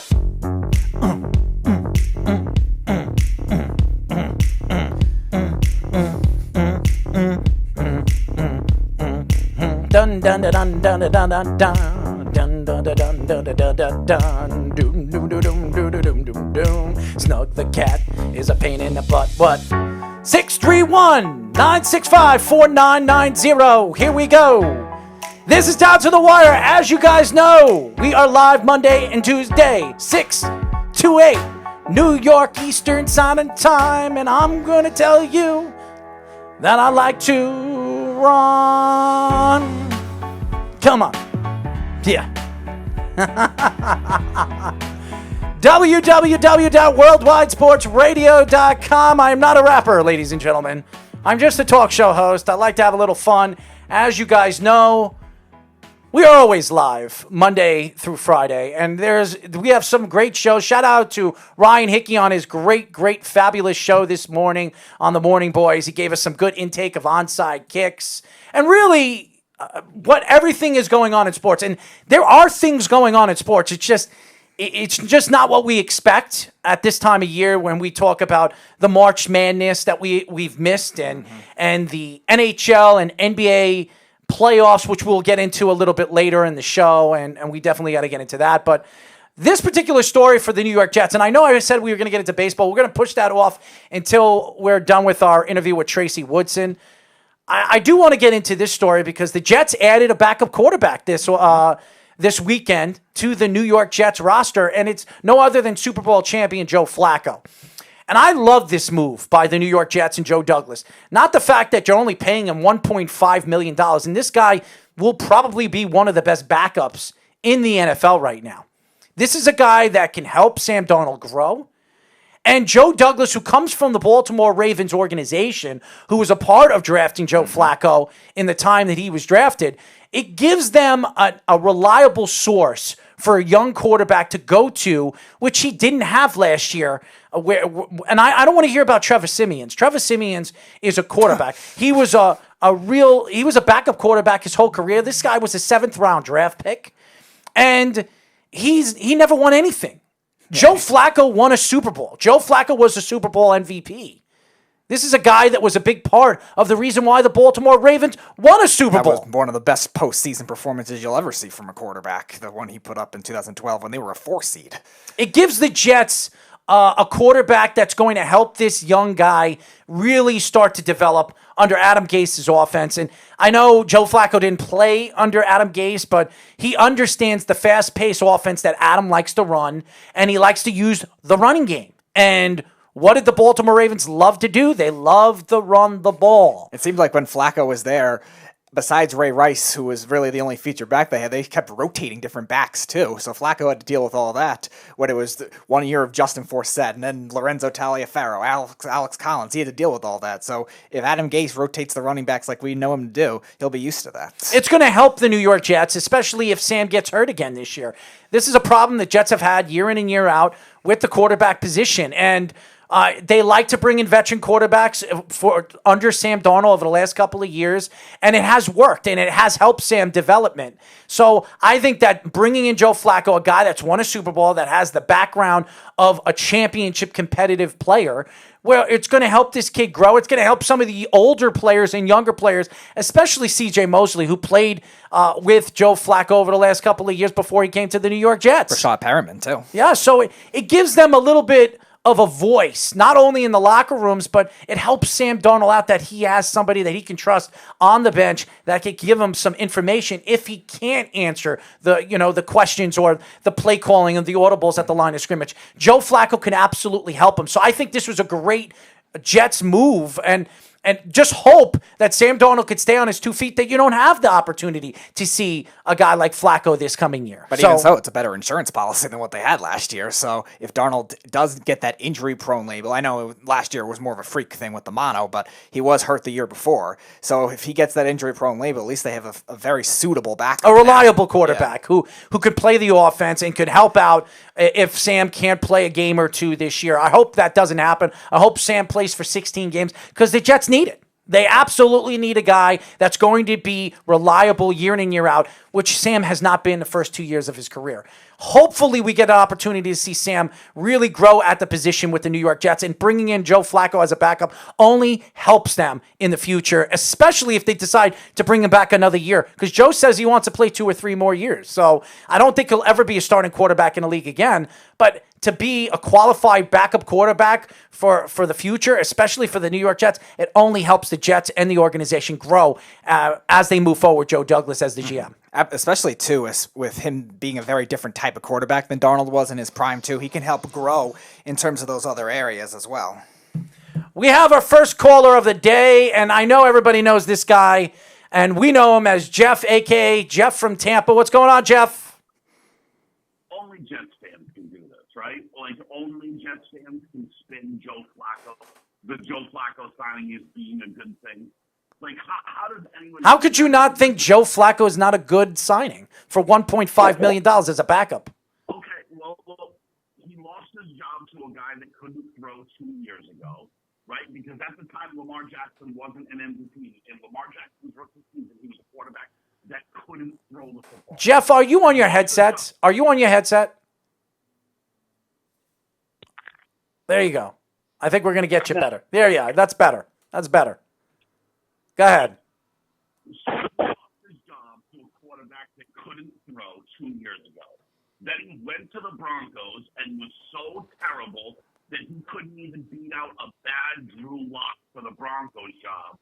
And now he needed neck surgery, and somehow he's a reliable backup. We're going to spin that. Like, I realize the name Joe Flacco has some cachet. Joe Flacco's a Super Bowl winner. But I think everyone's remembering 5-6 years ago Joe Flacco and not the current Joe Flacco. Again, Jeff, nobody is taking shots at you on your thoughts of Joe Flacco and where Joe Flacco is in his career. But Joe Flacco is a reliable backup quarterback. And for you to think, I think we lost him. Jeff, are you still there? Yeah. Oh, okay. I thought we lost you. But not to say that, and I do agree with you, a lot of Jet fans are probably blowing this out of proportion, that Joe Flacco signs with the New York Jets and he's a reliable quarterback. But again, the Jets have not had a healthy Sam Darnold, and the Jets don't expect that Joe Flacco's ever going to have an opportunity to step on the field. But having Trevor Siemian, having the quarterbacks they had last year, adding Joe Flacco is a better option than going with Trevor Siemian again or going after somebody of that magnitude. There are no great backup quarterbacks in the league except maybe Ryan Fitzpatrick, a journeyman, or maybe if you brought Cam Newton. But Cam Newton don't want to be a backup quarterback. So there really aren't a lot of reliable. And Andy Dalton wanted to go to Dallas because he lives in Dallas and he feels better and more proper over there in Dallas than he would probably with the New York Jets. So is Andy Dalton really that much better than Joe Flacco, though, at this point? I don't know. I don't know, but I bet you Jeff thinks so. No, I would definitely think Andy Dalton is better. Like, again, how are you guys, like, not even paying attention to the last two seasons? Joe Flacco lost his job to a quarterback that could not throw in Baltimore. Then he lost his job to a guy that couldn't even play last year in Drew Lock. How are you guys ignoring the recent history and then saying, oh, but it's a good sign? Like, all you're doing is living off of the 5 years ago, Pat. He's a backup quarterback, Jeff. He is a backup quarterback. He is not expected to play this year. He's a guy that's going to be sitting the bench and helping Sam grow as a quarterback. How do you not think that this is a good signing? This is a good signing for the Jets. Yeah, it's not like they overpaid him either. Well, then hire him as a coach because, honestly, I think you're also forgetting he's not even cleared to play football right now. No, he's not. But they brought him in for $1.5 or $1.6 million. If he's healthy enough to play this year, it's a good move for the Jets. If he isn't, it's a good move still for the Jets. Listen, having someone there with knowledge that can teach him, yes, I agree, would be a good idea. But, like, in the unfortunate circumstance that Sam Darnold, if or when or whatever, and I'm not wishing it upon him, but if he got hurt, right, you wouldn't want Joe Flacco on the field. Again, I'd rather Joe Flacco than Trevor Siemian. I would rather Joe Flacco than that kid Luke Falk. Luke Falk last year. I would rather Joe Flacco than even the kid Morgan, who they drafted this year. That I obviously think he's not ready to be a backup. And I think bringing in Joe Flacco just gives him a name on the bench that players respect, a guy that's won a Super Bowl. He was a Super Bowl MVP. And this is a guy that had one of the most prestige, one of the greatest runs in NFL history in the playoffs. So, and locker room leader, too. And a locker room leader that can help Sam Darnold out over there in that quarter of that at that position. So I like the move. I know you don't like the move, and I'm not blowing the move out of proportion like you are. I get it. Like, hiring him for his knowledge is terrific. Like, I understand that. Like, and I'm fully on board with that. But for $1.5 million, you could have hired him to be the most expensive quarterback coach in the league for $1.5 million and gone and find someone that can play. It's just, to me, again, my argument isn't that Joe Flacco isn't a reliable quarterback this year. My question is he going to be a reliable quarterback when the Jets need him? And right now, they don't need him. And to bring him in for $1.5, $1.6 million, this was a good move for the New York Jets. The question is he going to be cleared? Is he going to be ready for the season? Is there going to be a season? And hopefully we don't get a chance to see him on the field when he is qualified to go on the field. So, again, you might not like it, but as a Jet fan or even Jet fans out there that are sitting back and saying, Who are we going to bring in as our backup quarterback? Are we going to bring up a 4th-round draft pick we don't even know can play in the NFL? Or are we going to bring Trevor Siemian or Luke Falk or one of those quarterbacks back? And hopefully, we're going to just hopefully throw a piece of you-know-what against the wall, and hopefully it sticks. Again, I think we're in agreement. I think bringing Joe Flacco in for his knowledge, just his knowledge and his ability to teach, is a good move. Like, that's a good move. But you can't ignore Joe Flacco's actual body of work for the past 2 seasons and sit there and say, "Oh, that's good quarterback we brought." It's gonna be very, very interesting, Jeff. Call back. We have Tracy Woodson joining us in just a few minutes. Awesome. Thank you, Jeff. Oh my God! Every time he calls, just such an interesting guy. And by the way, when he's on the phone, when he ends, you pull it out, Speedy. Don't let it be heard on air that you are on the phone with him. Okay. Anyways, up next, baseball. Richmond Spiders baseball head coach Tracy Woodson played for the 1988 World Series champion LA Dodgers. We're going to talk about his career in the major leagues and his career as a head coach. Where does he see himself in the future, either in the major leagues, college rankings, or wherever he decides he plans to go in the future. We're going to have Tracy on in just a few moments here on Down to the Wire. It's the Worldwide Sports Radio Network.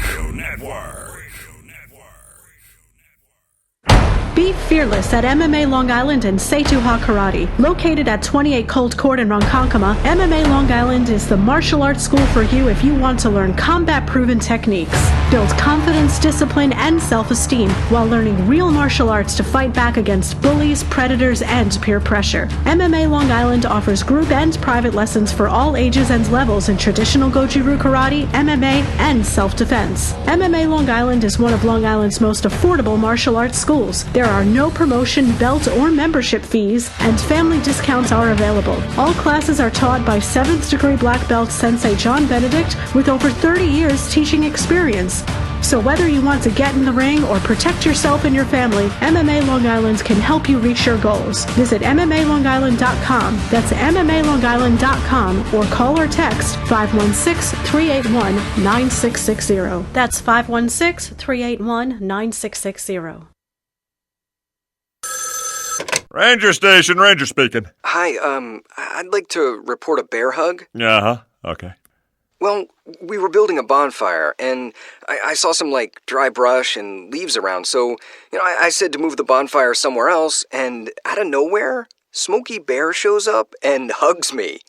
So you noticed some wildfire hazards, and moved your bonfire to a safer location. Yeah. Yeah, that's Smokey, all right. He likes it when people help prevent wildfires. It hits him close to home. Not everybody gets the hug, my friend. So that's pretty special to get a hug from Smokey Bear. So it was him. Hey, guys, I told you it was Smokey. Okay, well, congratulations, my friend. And thanks for calling. There are many ways to prevent a wildfire. Learn how you can do your part at SmokeyBear.com. Only you can prevent wildfires. Sponsored by the U.S. Forest Service, Ad Council, and your state forester. Hope you enjoyed your meal. And I just want to say, he's lucky to have a brother like you. Lucky? Caring for my brother is far from easy. Waking up every day, lifting him from the bed to the wheelchair to the car to get him to therapy on time, it's no small task between the doctors and the diagnosis, but nothing can disable this love. This is my big brother, my hero. He's part of me, like my arms and legs, so I'll be his. See, there's no time for tired. This starts again tomorrow. He'll be waiting for me. I wake up for him. I know he needs me, but I'm the lucky one, even though I need help now and then. If you're caring for a loved one, visit aarp.org/caregiving for care guides and community, or call 877-333-5885. Caregiving Resource Center. Support for your strength. Brought to you by AARP and the Ad Council. It's the Worldwide Sports Radio Network. You're listening to Down to the Wire on the Worldwide Sports Radio Network.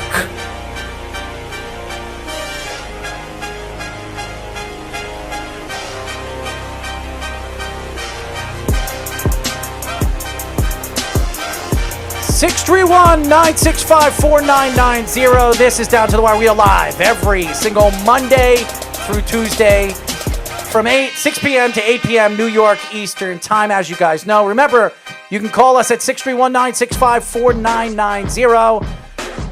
We have our second guest, and I want to apologize for putting him on hold.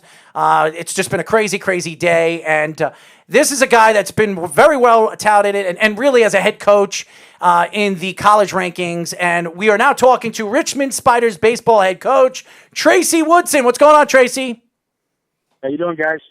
We are good, man. How are you and your family with everything that's going on with this pandemic? Have you guys been social distancing and everything that's going on? Yeah, we've probably been together a little bit longer than we probably would like to at some point. So my wife and my daughter actually just left to get some shoot. My daughter plays high school basketball, so she just went to get some shooting in right now. So they left me at my house with my son. So I'm sure you're happy about that. So Tracy, yeah, go ahead. I'm sorry. No, I just said, get them out of the house, and we're together 2 months, so we're a little bored here. Oh, I can only imagine. I get to sit next to this guy every single day for our show, so that's enough for me. 2 hours of that is just enough for me. Then we push him away.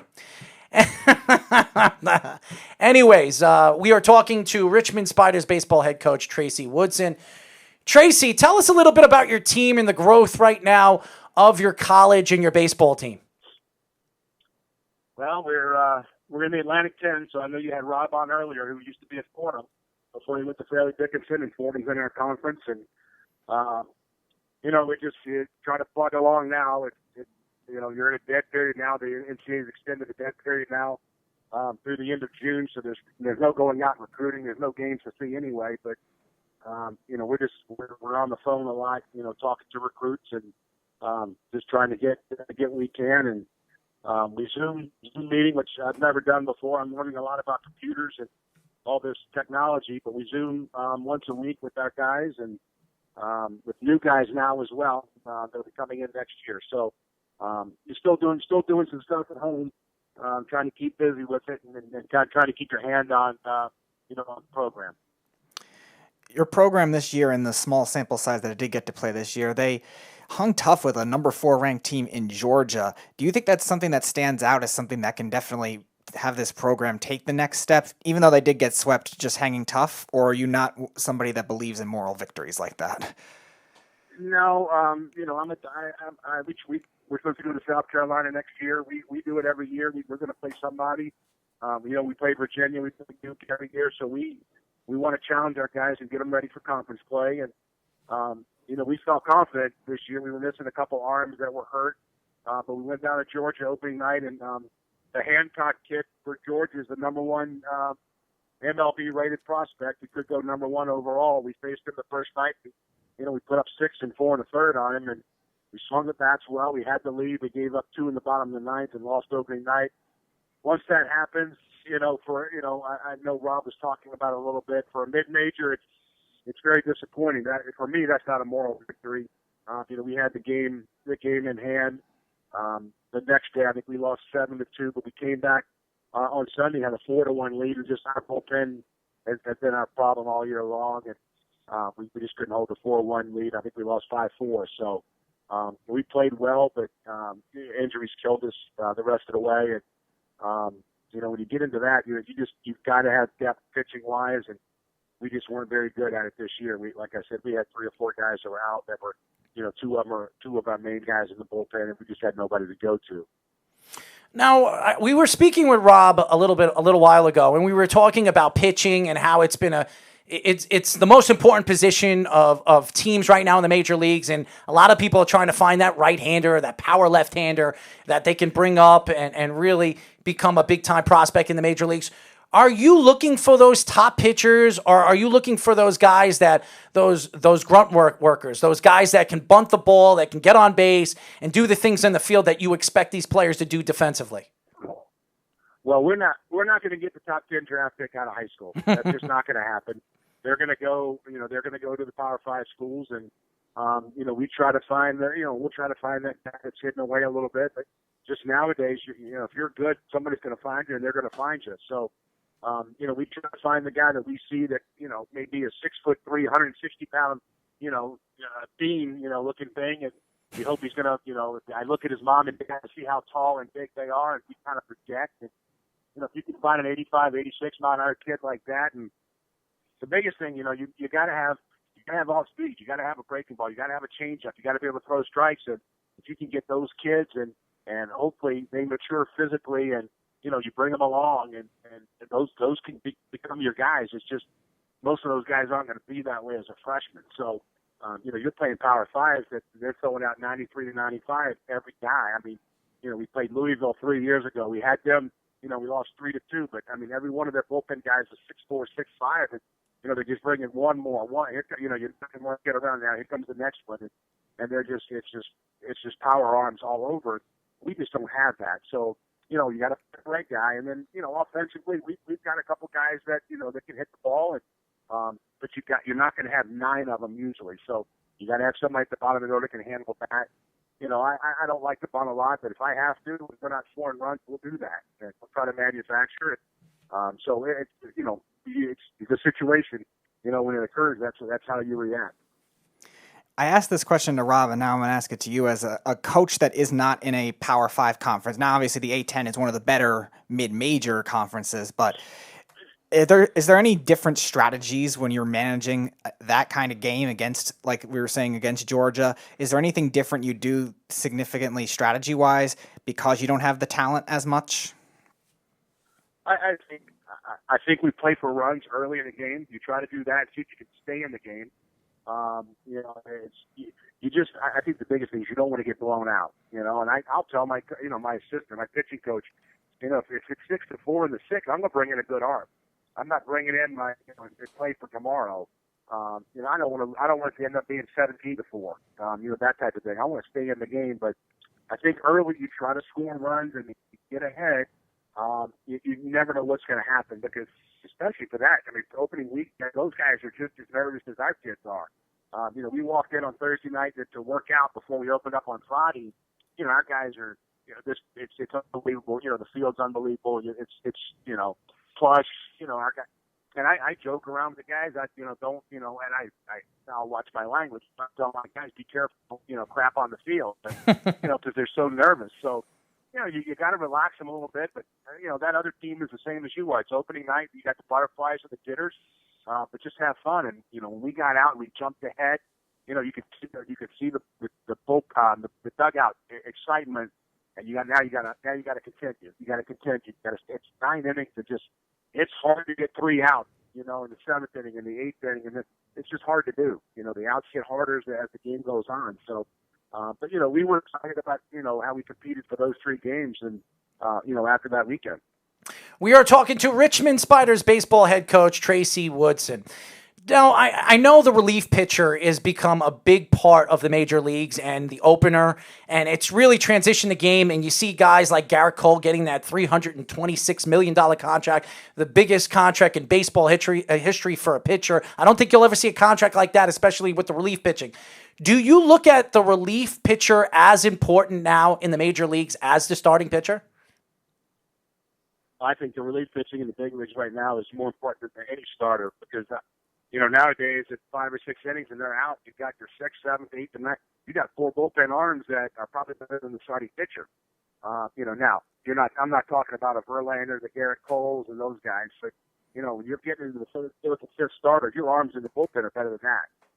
And I think that they just want to lead by the 5th or the 6th, and you got all the the stats and the nut percentages and the numbers and all that stuff, and they're looking at that and they've got it all planned ahead. I mean, it's they say once you get to the 3rd time through, if you're not a top level pitcher, it's hard to go through that lineup 3 times. So that's I think it makes it easier. It takes a lot of pressure off the managers in the big leagues. Because they're going to say, gosh, this guy threw his 6 innings and, he did a great job. I'm going to go to this guy, and this guy. We're going to close it out. I mean, gosh, I remember back, I played with John Wetland in the minor leagues. I remember them before he became the closer. It was Wetland, and then you go to Mariano Rivera. Nobody's scoring the 8th and the 9th off the Yankees back then. So I think, you've got those arms now in the 7th, 8th, and 9th, and, guys are going to close that out. Are there any differences, do you think, with the relief pitcher strategy as a whole, the bullpen strategy from college baseball into pro baseball? And also, being it's a shorter season, a 30-something game season, depending on how far you go with the conference tournaments, is it different in terms of managing maybe innings, how far starters can go in the game, stuff like that? I mean, yeah, your starters are your best arms in college by far.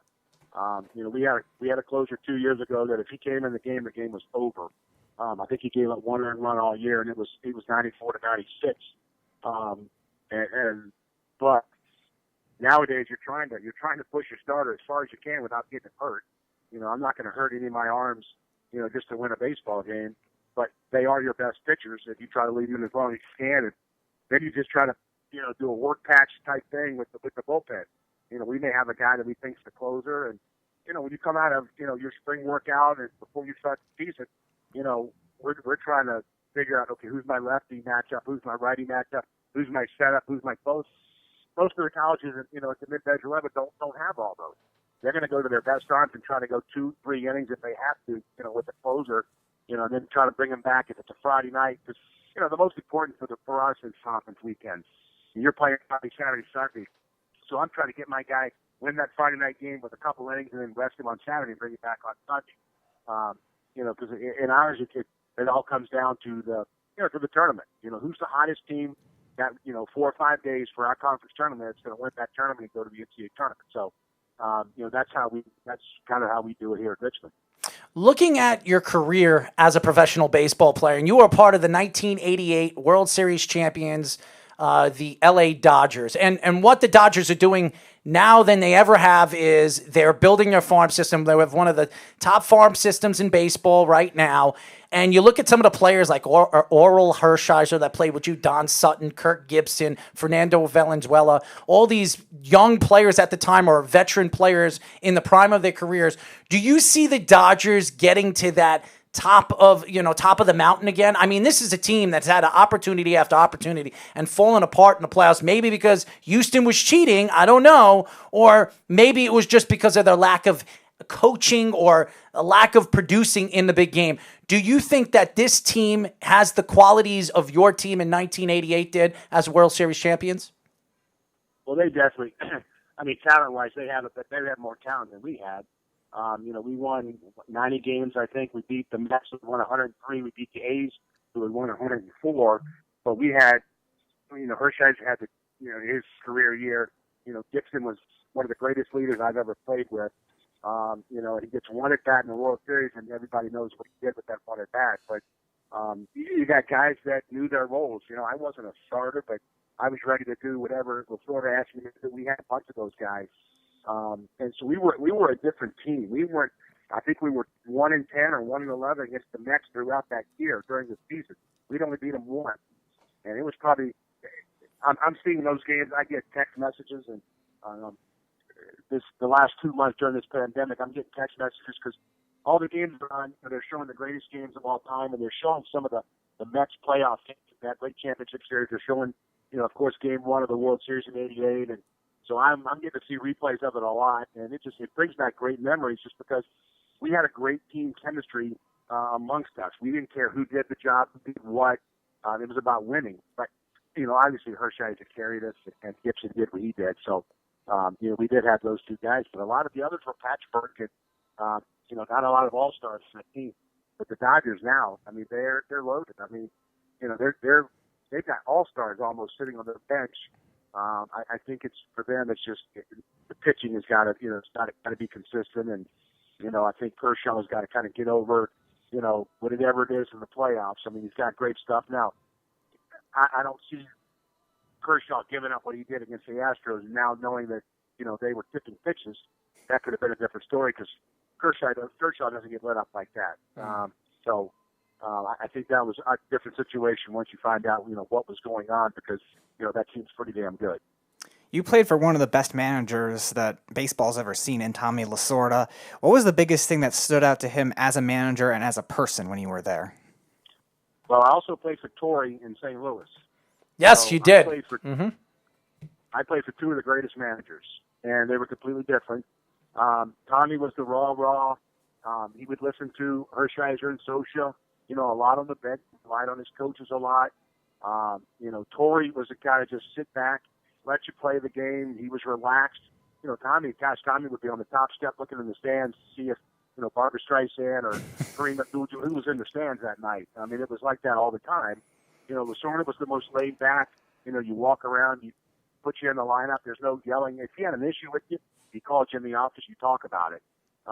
So it was different in both situations, but they both worked. And I think I try to do both of those. Now I want my guys to be able to go out and play. And if you make it, my biggest thing is young kids nowadays, man, they expect to get ahead every time. It ain't gonna happen. You may hit 500 in high school. I promise you, I don't even care if you're here. You're not hitting 500 at Richmond. So I let my guys know if you get an 0 for 4, man, you're going to get 4 more at bats tomorrow. And I think that's where the guys and the players respect the coaches and what you try to tell them. Pitchers, you're not going to throw an 8-inning shutout for 8, and the next weekend you're going to come back and throw 7 shutout. You're going to get lit up one night and one day, and you have to get over it and be ready to go back in 5 or 6 days whenever the next time you get the ball. So, you go back to talking about closers. Eckersley, it gives up the home run to Gibson, and LaRussa said, if we're in that situation tomorrow night, he's getting the ball again. That's what you've got to do. That's where these guys know their role. Now, the one thing is, we never threw another pitch in that series, which is unbelievable because he's the best reliever in baseball. But, I think taking those things from those guys, and I went to the mound every time I'm in the game, and whether I was playing first base or third base, anytime the manager or the pitching coach came out, I always went to the mound. I wanted to hear what they were saying. I wanted to learn, what they were talking about. And some of it's funny, some of it's serious, some of it's, strategic. But I try to do that. I don't go to the mound. Most of the time, I don't go to the mound unless I'm taking the guy out. Sometimes I want to go up there and see how the kid reacts. And I can see the one kid goes, "Don't take me out." And he's looking me in the eyes. I'm leaving that kid in there, giving him a chance. And I think, that's kind of the stuff I learned. And I try to, that's how I try to do my stuff right now. We are talking to Richmond Spiders head coach, Tracy Woodson. Now, Tracy, there's 2 questions I have, multiple questions right here. One of them is from one of our fans named Carl. He wants to know if you have any superstitions. And here's another question. With the transition of the game and the change of some of the baseball rules with the electronic umpire, do you like these changes? And if you don't like these changes, do you have any ideas how you could speed up the game where it can make it better?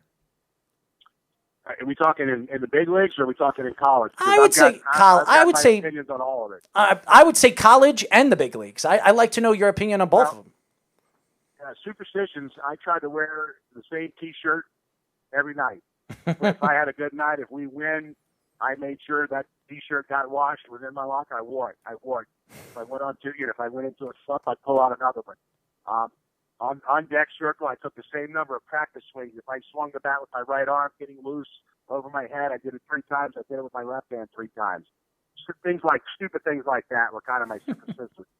I can't stand ever even thinking about using an electronic umpire.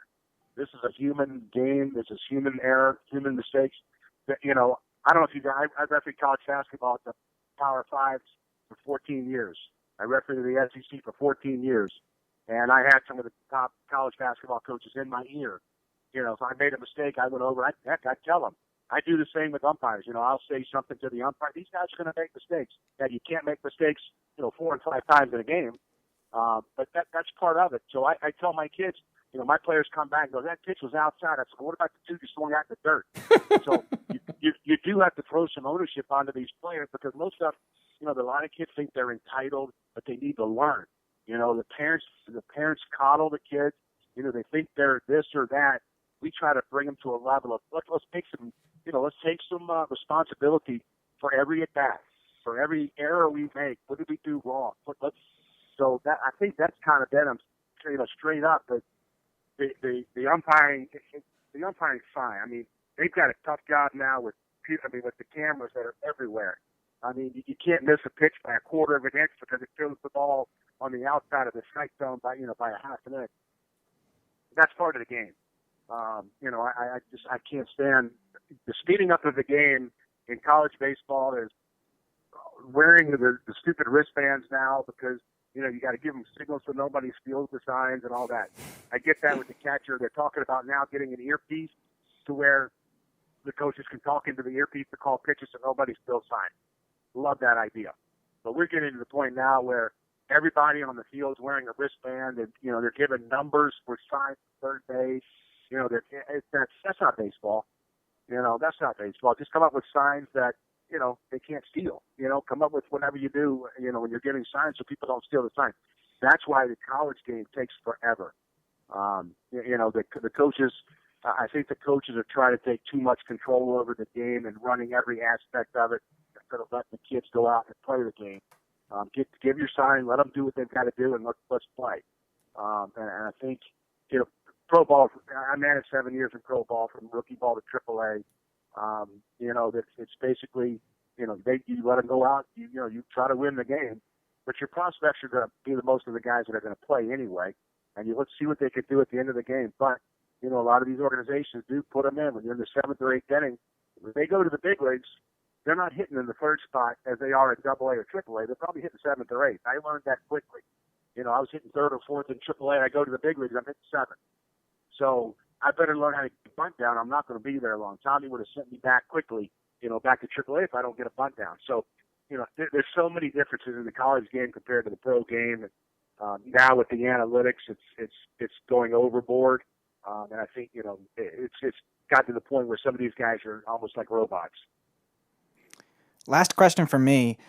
The college transfer portal has been very active in a lot of other sports. It hasn't really been, in terms of the rules of baseball, it hasn't been too much with baseball, but we're seeing it a lot with basketball, especially right after this whole pandemic has had the instant impact in terms of a transfer. Do you want that in baseball as a coach? Do you want that in terms of getting new players, kind of like a free agency type thing where they don't have to wait a year like they are now having in basketball, or do you want it to stay the way it is?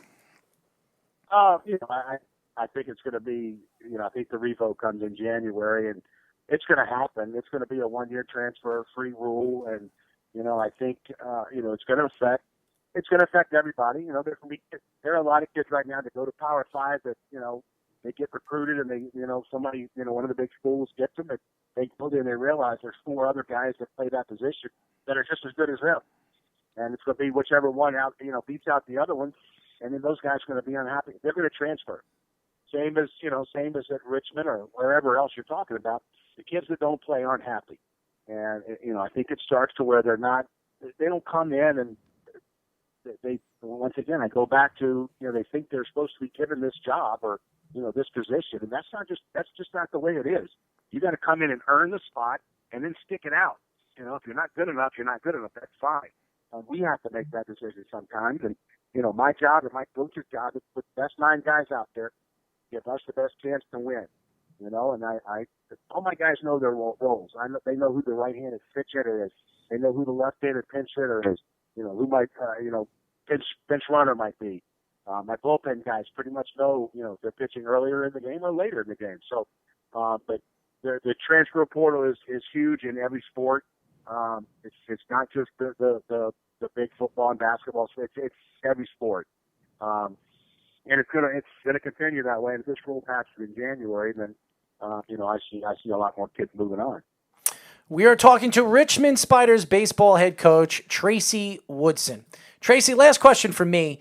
The development of some of these young players coming into the major leagues and the positioning of what these players play. And you have pitchers that become shortstops after they get drafted and shortstop becoming pitchers, Jacob deGrom being one of them. Do you see a particular player coming from college right now that you have cited that is the next big thing, or maybe a guy that could play another position if he gets drafted by one of these big top major league organizations? A particular player? Yes. One player in mind? Yes. I don't pay attention to that. The Hancock kid that we faced, the first pitch he threw in the game was 98. And, there were scouts all over the place. That kid was legit. We hit him, we knocked him around a little bit. But the kid's a big league pitcher.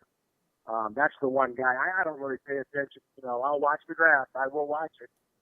Just to see, 5 rounds now, you're there's going to be a lot of guys that aren't going to be drafted that were probably projected in the top 20 rounds that are good baseball players. I mean, if you go back and look at some of the guys that were drafted, what was batting league, 21st round maybe, or when you go back to some of these guys that were drafted late, you're not going to have that this year. There could be a lot of guys going back to college that are really good. So it's a crapshoot now for 5 rounds. They got their work cut out for us and for themselves now with who they pick. Well, I will say this, Tracy. You gave us some great information, what's going on in the college rankings, the major leagues, and really your background. You still have that World Series ring? Oh, yeah. Absolutely. I got one with the Marlins also when they beat the Yankees because I was the AA manager that year as well. So I do have that one. Oh, so you got 2 rings. I was hoping you guys want to ask me about Flacco because let me tell you, I'll talk to you about any sport there is except for auto racing. Really? So I could sit here and listen and talk about it all day, and I know y'all were talking about Flacco, and that's why I'm a big Redskins fan. I know that's probably not good in your area, but when I was growing up, Redskins were winning Super Bowls with Joe Gibbs. That's true. So it's been a long hiatus before the Redskins have done anything. No, when Todd Bowles was the defensive player of the year. There you go. That's right. Maybe you guys need to just start a GoFundMe page to have Dan Snyder sell the team. They named the ball to John Riggins, and but I love talking sports, and I'm a big Blackhawks hockey fan. Okay. So I love it, man. I know you guys have all the sports up there, and I visit tremendously. I'm watching golf yesterday. Oh God! I turned on the auto racing from Charlotte. I couldn't only last for 5 minutes. They'd gone around 3 or 4 times, and I was forward. So. Do you like the Flacco move by the Jets? As a backup, yes, I do. You're not going to have somebody with that kind of experience. I still don't think their starter is, cemented in yet. I just don't. So you got to have somebody you can go to.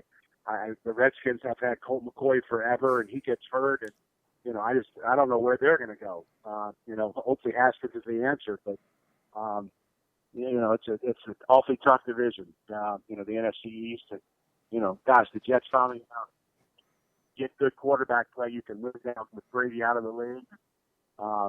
So the Dolphins, everybody can win that division now because the Patriots, I think, are vulnerable. So, I definitely want to get you on to talk a little bit more baseball when your season starts. But now that we know you like you like basketball, you like hockey, you like baseball.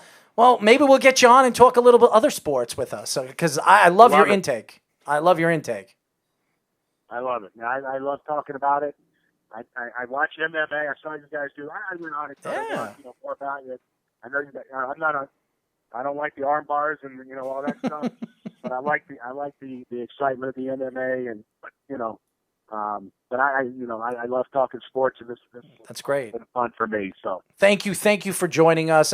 Tell the fans how they can find you. And I know we're gonna get Rob a lot of different fans to send him out some future stars in college that maybe you'll have the opportunity to scout. So why don't you tell the fans how they can reach you? Yes, you can get me at Tracy Woodson UR, and then you can follow the team at Spider Baseball. There you go. So, there you guys go. I really appreciate you joining us, Tracy. Yeah, thanks a lot for having me. I love to talk sports. Absolutely. As you guys know, that was Tracy Woodson. Great interview. He is the Richmond Spiders baseball head coach. Gave us good insight with everything, including basketball and I'm not basketball and football. Really, football. Gave us some good insight. He's a Redskins fan, so there's nothing wrong with that. We'll have some fights if he calls back. Or Carl would call them the Deadskins. When we come back, I want to know your guys' opinion on, as far as I'm concerned, the top baseball players of the decade and why they were the top players of the decade. When we come back, we're going to narrow it down to 10 players, and we're going to tell you why they are the baseball players of the decade here on Down to the Wire. It's the Worldwide Sports Radio Network.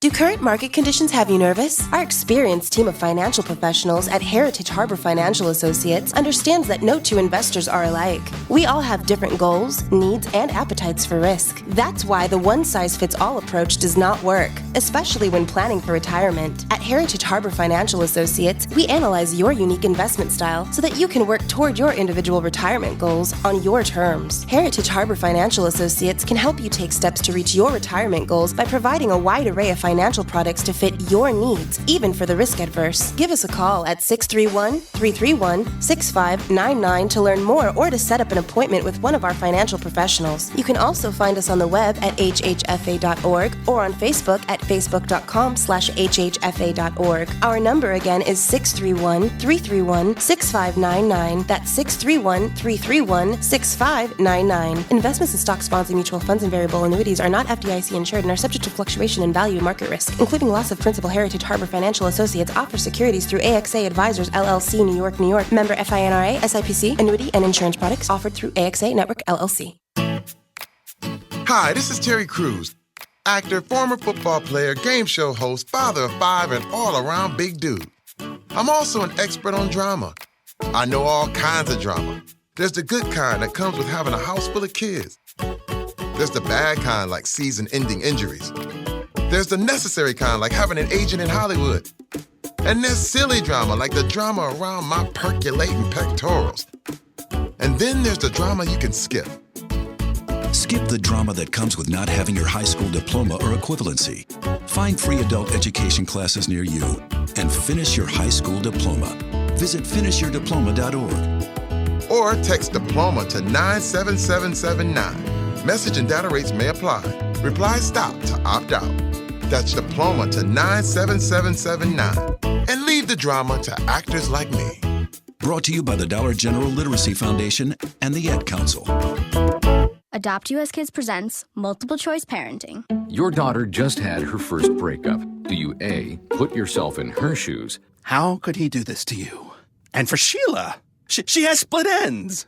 B, console her. Oh, sweetie, this is going to happen a lot. 4, maybe 5 more times before you get married. C, take charge. Got to get this all straightened out. Give a little talking to, man to man, mano a mano. Hey, Steve. Is now a good time? No? Okay, no problem. Bye. Or D, help her find a new boyfriend. I know a great place to meet boys. The internet. Nice, single boys. Never mind. How about some ice cream? As a parent, there are no perfect answers. But you don't have to be perfect to be a perfect parent. Thousands of teens in foster care will love you just the same. For more information on how you can adopt, visit adoptuskids.org. A public service announcement from the U.S. Department of Health and Human Services, Adopt U.S. Kids, and the Ad Council. This is you over 30 years ago. Are we there yet? Are we there yet? And this is your mom when you drive her back from therapy. Are we there yet? Are we there yet? Are we there yet? Roles change without us noticing, and in your new role, we help you help.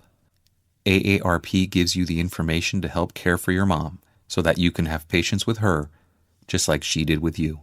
Visit aarp.org/caregiving or call 1-877-333-5885 to get practical health and wellness tips to provide even better care for your loved one. Are we there yet? Remember, visit aarp.org/caregiving. AARP, we help you help. A public service announcement brought to you by AARP and the Ad Council. It's the Worldwide Sports Radio Network. You're listening to Down to the Wire on the Worldwide Sports Radio Network.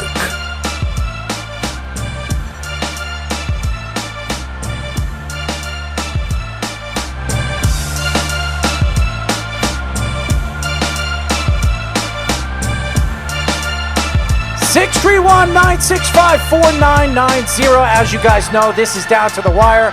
We are live Monday and Tuesday from 6 p.m. to 8 p.m.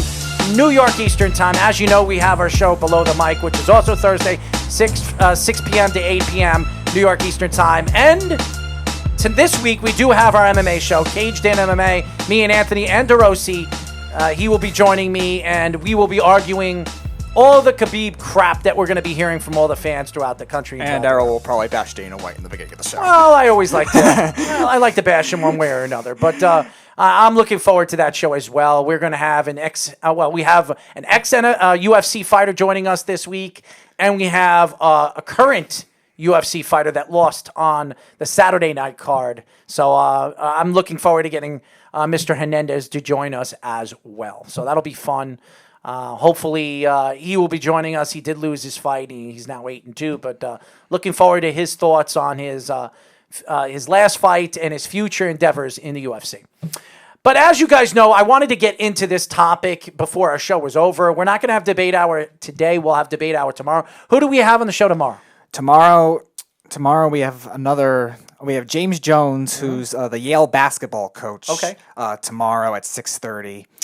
I forget the other guy's name off the top of my head. That's all right. I believe he's at 7, though. So, and we're going to have another coach. So that'll be another coach. So this is Coach Week for us. Yeah, a lot of college coaches this week. So it'll be fun. And if you guys are a college basketball, college baseball, college football fan, well, you'll like our show this week. So, because we have a lot of great guests. We just had 2 really, really good guests in Mr. DiToma. I'm sorry. Yeah, you had a nice streak of 3 in a row. DiToma, Mr. Rob DiToma, and we also had Tracy Woodson. It was a great 2 really, really good interviews, and gave us some good insight in college rankings and the MLB rankings as well. Well, as you guys know, I want to go through our top 10 players of the baseball decade, and we're going to tell you why we think they're top 10 and the reasoning behind it. Are you ready, Speedy? Let's go. Let's get it. All right, so number 10, here's one that I think gets undervalued because he hasn't been good in a while, but he was one of the more steady closers in this decade. I'm going to say Craig Kimbrell, number 10. He was dominant with Atlanta, and again, a lot for a position for the closing position that you see phases. You see a lot of guys are good for a little while, but then they'll phase out. Craig Kimbrell and one of the other guys I'll mention later were really the only 2 consistent closers in that time.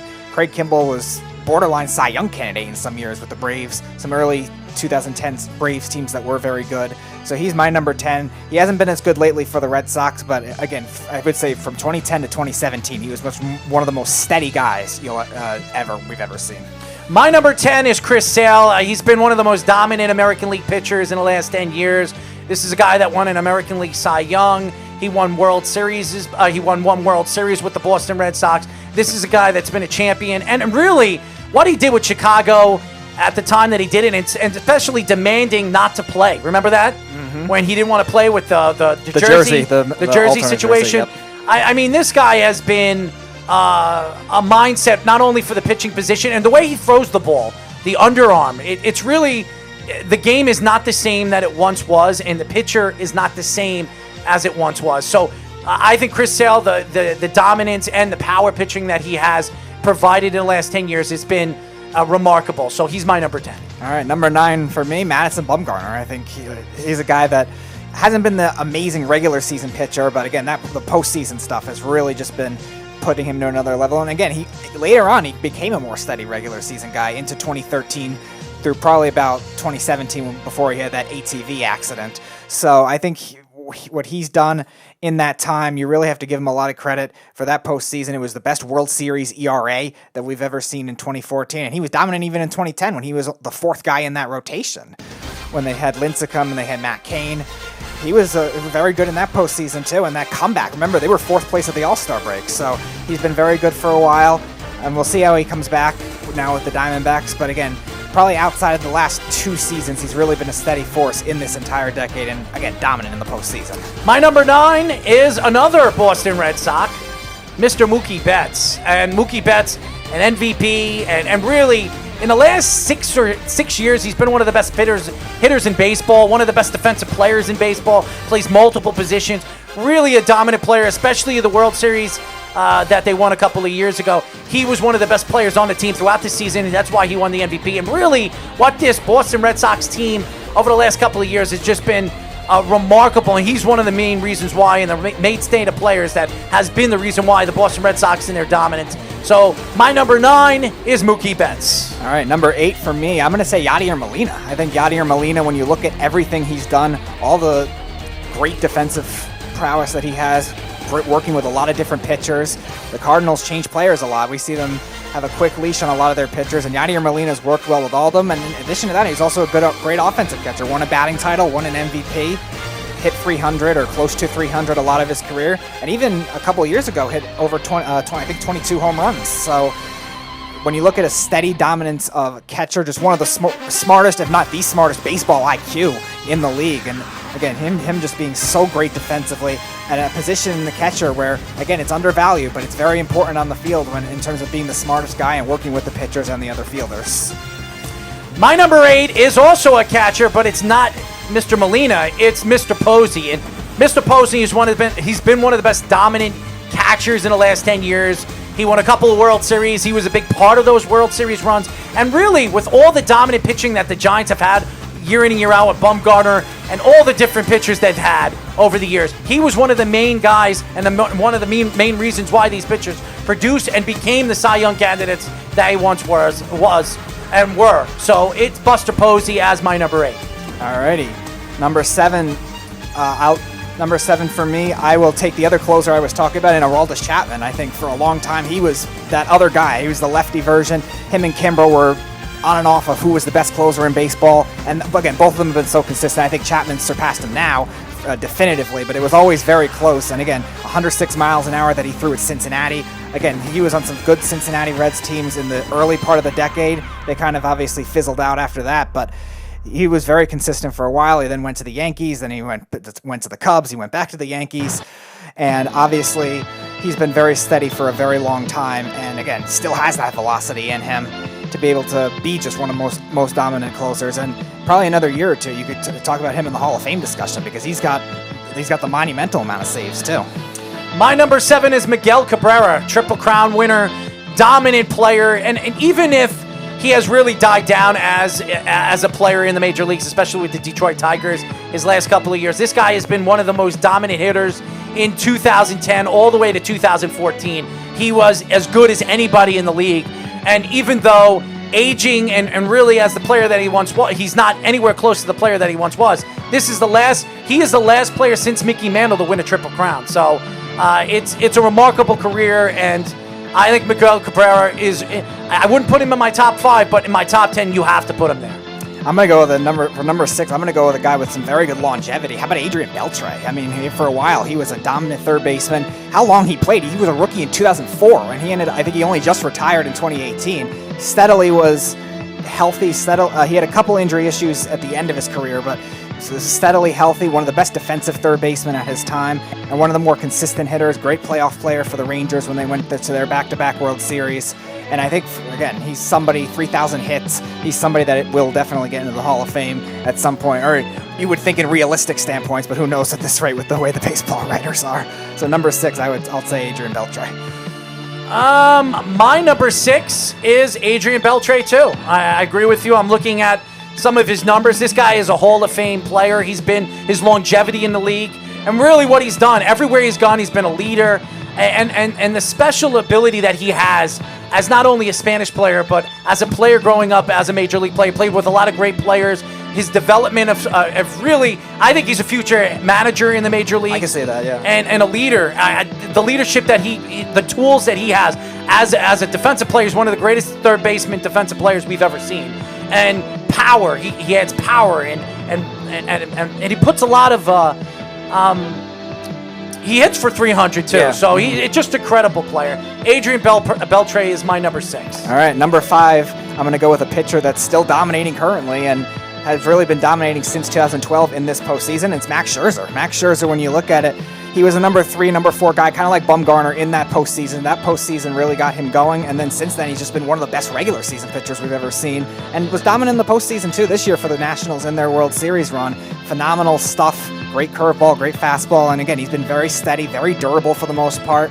Again, he had those thumb issues this year, but again, really beyond that, he's been extremely durable, and he's won 2 Cy Youngs. He's been in the conversation pretty much every year and very consistent as a whole, really from 2012 to today, and he's still one of the best pitchers in baseball today. My number 5 is Clayton Kershaw, the dominant pitcher that he was the last 15 years, 12 years, the dominance that he is, but he has not really produced in the playoffs, and that's been his problem. And if you look him at as a player, and you have to lower this, I don't like this sound in the background, but as a player and really as, shut that off, shut the music off. I hate when you do that, when you pick music that doesn't have voices over it. And you did this last time. But it's Clayton Kershaw, really the dominance of a pitcher with the LA Dodgers.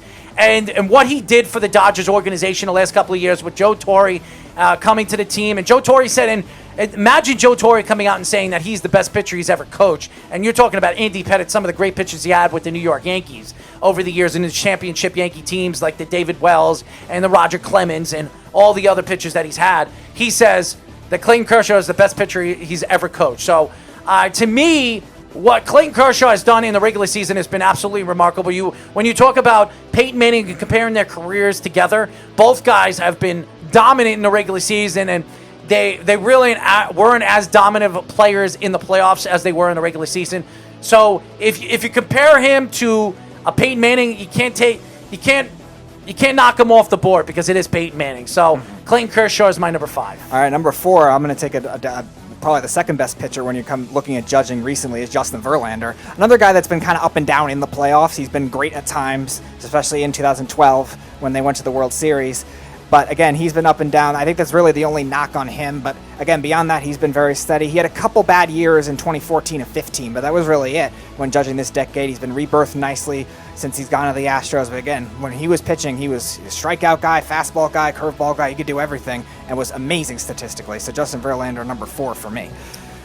Number 4 is Jacob deGrom, and I'll tell you why Jacob deGrom. How many pitchers you know in the National League won back-to-back Cy Young Awards in the last 10 years? Not many. And Jacob deGrom, I don't care what anybody says, well, he hasn't been dominant in the last 10 years. But the last 3 or 4 years, he's been one of the most dominant pitchers in baseball. Go look at his numbers. He had a career year a couple of years ago, 1.77 ERA.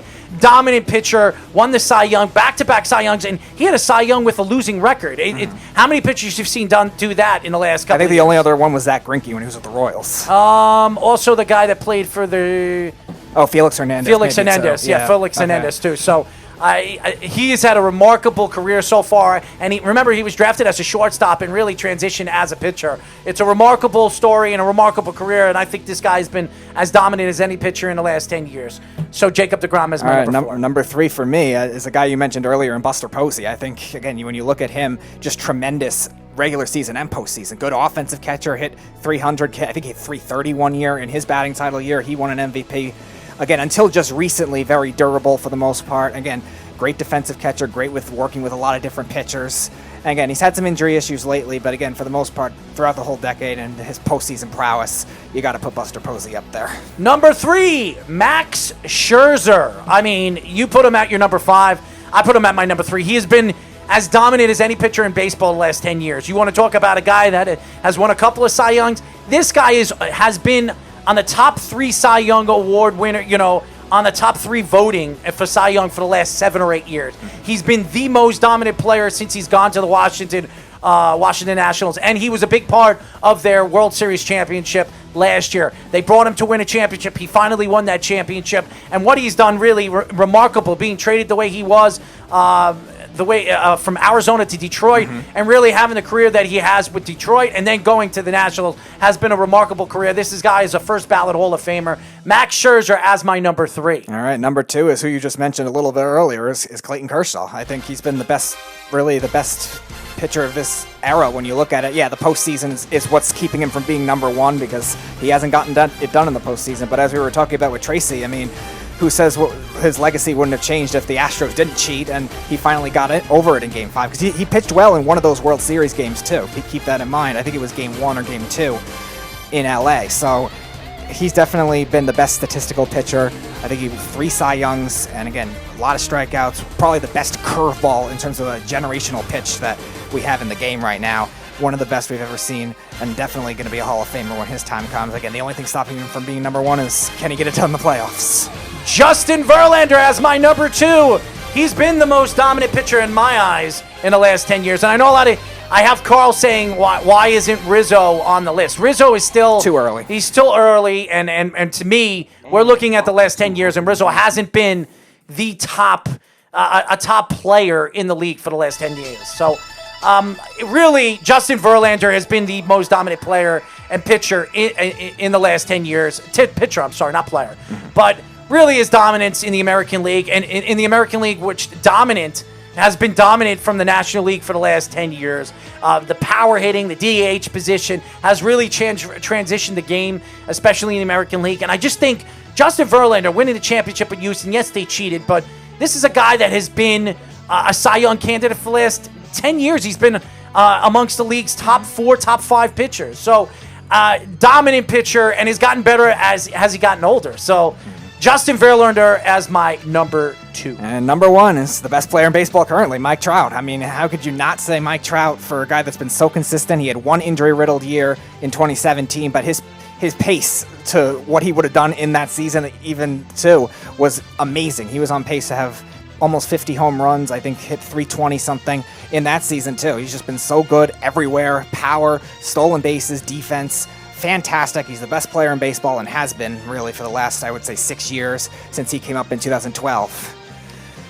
And Carl's arguing his point right now. He says Rizzo over Beltre. Beltre is, to me right now, Beltre is a better player. He just is. Longevity and what he's done at the position. Go look at his numbers. Go look at what he has done in the league as a defensive player, as an offensive player. Rizzo hasn't won the Gold Gloves that Beltre has won. Right. So it's a different. You can argue your points. And Jacob deGrom, yes, you're right. Jacob deGrom doesn't deserve it, but Jacob deGrom has won back-to-back Cy Youngs, and there are not many pitchers have done that in the last 10 years. So Jacob deGrom's on my list because of his dominance as a pitcher the last couple of years. So as far as I'm concerned, it's Mike Trout. Mike Trout has been the best player in baseball for the last 5 years. 6 years. He's been an MVP candidate practically every single year in and year out. The fact that he hasn't won back-to-back MVPs doesn't make any sense to me. He deserves it. And really what he is as a baseball player, and really he is not the face of baseball. That's what makes him so special. He's not the face of baseball right now because he plays for the Anaheim Angels and a team that really doesn't get showcased enough, like the Yankees, like the Dodgers, like the Houston Astros. So it's absolutely Mike Trout. He's been the best player in baseball and could go down as one of the top 5, top 3 best baseball players if he can stay healthy for the rest of his career. So it's Mike Trout. So those are our top 10 baseball players of the decade. I know you guys might have your own, and you can argue your points. Yes, Rizzo's played for 8 years. If you think Rizzo is in the top 10 of the decade because he's played 8 years, he has not been, and I'm sorry, Carl, I'm going to argue your point here. Rizzo has not been a top player at his position for the last 8 years. You think he's been the top first baseman in baseball in the last 8 years? He hasn't been. There's different phases, too. You know, Joey Votto was that for a while. You got, like you were saying, Miguel Cabrera earlier. I like Rizzo. I like him as a player. I think Rizzo has been in that top 5 mold for a little bit. But I'd take Bryant over him. I don't know about that because Bryant's had a couple down years in a row. But Bryant won an MVP. That is true. But I think in terms of judging also the best players of the decade, you have to take in the whole decade into account. Rizzo broke out really that 2014 season and started becoming one of the best at that point. And so if you're judging half decades, by the way, again, you're doing what you usually do. By the way, you're saying Rizzo helped for a 112-year drought of the Cubs. Absolutely did. So did half the players do. And by the way, the best and the most important player to those World Series champion is Zobrist. So go look at the numbers of what Zobrist did in the playoffs. It was absolutely remarkable. And the positioning and the positions that he played going all the way to the World Series. It was Zobrist. Ben Zobrist was one of the main reasons why they won the World Series. Right. Rizzo was on and off that whole postseason. He was awful in the first, I think, 5 games of the World Series, and then he finally broke out then. He had his phases, but he wasn't really that great player in the postseason like you saw with Baez, like you saw, like Errol was saying, with Zobrist. Kyle Hendricks from the pitching side of it was very good. So even though he was one of the best players on the team, he wasn't one of their better postseason players. So I would, as much as I like Rizzo, again, Ben Zobrist was the most important player in my eyes to that World Series championship Cubs team. So again, you have an argument. Rizzo is a good player. He's a great player. And maybe, in the next 5 years, you could put him in your top 10 of the decade. But right now, I would not put him in my top 10. You have to judge the whole decade, not just recently, the last 5 years or so. You're crazy if you think Rizzo has been a top 10 player of the decade. We could have still put Mariano Rivera. We could have still put Derek Jeter. I mean, we could have put all those players. We didn't because that was at the end of their careers. So to say that Rizzo is there, you're crazy. I disagree. Absolutely disagree. I would say Paul Goldschmidt over Rizzo. Oh, absolutely. In terms of what he's accomplished. Absolutely. And Joey Votto, too, in terms of judging DeGrom, the reason why we put DeGrom there, I put DeGrom there, was because of his back-to-back Cy Young awards. There are not many pitchers that have done that. First of all, who was the last pitcher to do that? Back-to-back Cy Youngs. Was it Tim Lincecum? I think it was Tim Lincecum. Yeah, because he had those 2 years, and then he steamed out. It's either him or Clayton Kershaw. Mm-hmm. Right. Yeah. So, and Carl, you asked what did DeGrom do in the postseason? I wasn't the one arguing for DeGrom. That was Errol. I put DeGrom with Rizzo. He did it for that good half of the decade. For the 6 years, he's been phenomenal. But I put him there just because of what I've seen in the last couple of years. But again, if you want to judge what he did in the postseason, he was a lot better than what Rizzo did in the postseason, even though Rizzo's team won. Go look at his ERA in the playoffs, Jacob DeGrom. Anthony Rizzo did win a ring, we know, but he wasn't the greatest player in that postseason. Well, we're not arguing with you as far as Rizzo being a good player. I just don't think he's a top 10 player of the decade. That's all I'm going to say. Anyways, that's it for our show, ladies and gentlemen. Remember, you can listen to us every single Monday and Tuesday down to the wire and below the mic on Thursdays. I'd like to thank all the fans. I'd like to thank Rob DiToma for joining us, the FDU Knights head coach, and the Richmond Spiders head coach, Tracy Woodson. Great interviews, gave us great insight. Shout out to Ricky and Jillian for getting them on the show. Great insight of what's going on in the major leagues and college rankings. Both of them, both coaches are great. And if you guys want to reach out to them, you can find them on their social media. And if you guys have prospects or players that you want them to go and look at, definitely send them a hit on social media, and they'll look at the players. So thank you for joining us, Mr. Woodson and Mr. DiToma. Anyways, shout out to all our fans that listen to us. Carl, Snug, Jeff for calling the show, Kenny Rayner, all the fans that listen to us and have been really big supporters of what we've been doing the last couple of days. Shout out to Ryan for his show, The Morning Boys this morning was a great show for Ryan. If you guys want to watch the replay, go on our app. Guys, download our app. Download our app. All you have to do is go on your iOS, WWSRN, and on the Android, Worldwide Sports Radio Network. We'll be back tomorrow. We have a great show lined up for you and some good intake. And by the way, Carl, if you want to call the show and argue your points about Paul Goldschmidt or Mr. Rizzo, you can do that as well. We have no problem to that. Again, happy Memorial Day to all the fans out there. Drive safe. Stay social distancing, guys. Social distancing. Don't think that the COVID-19 is going away. It's very much here, and it's not going anywhere. So stay clear, stay safe, and we will talk to you tomorrow. Good night, everybody. You're listening to the Worldwide Sports Radio Network.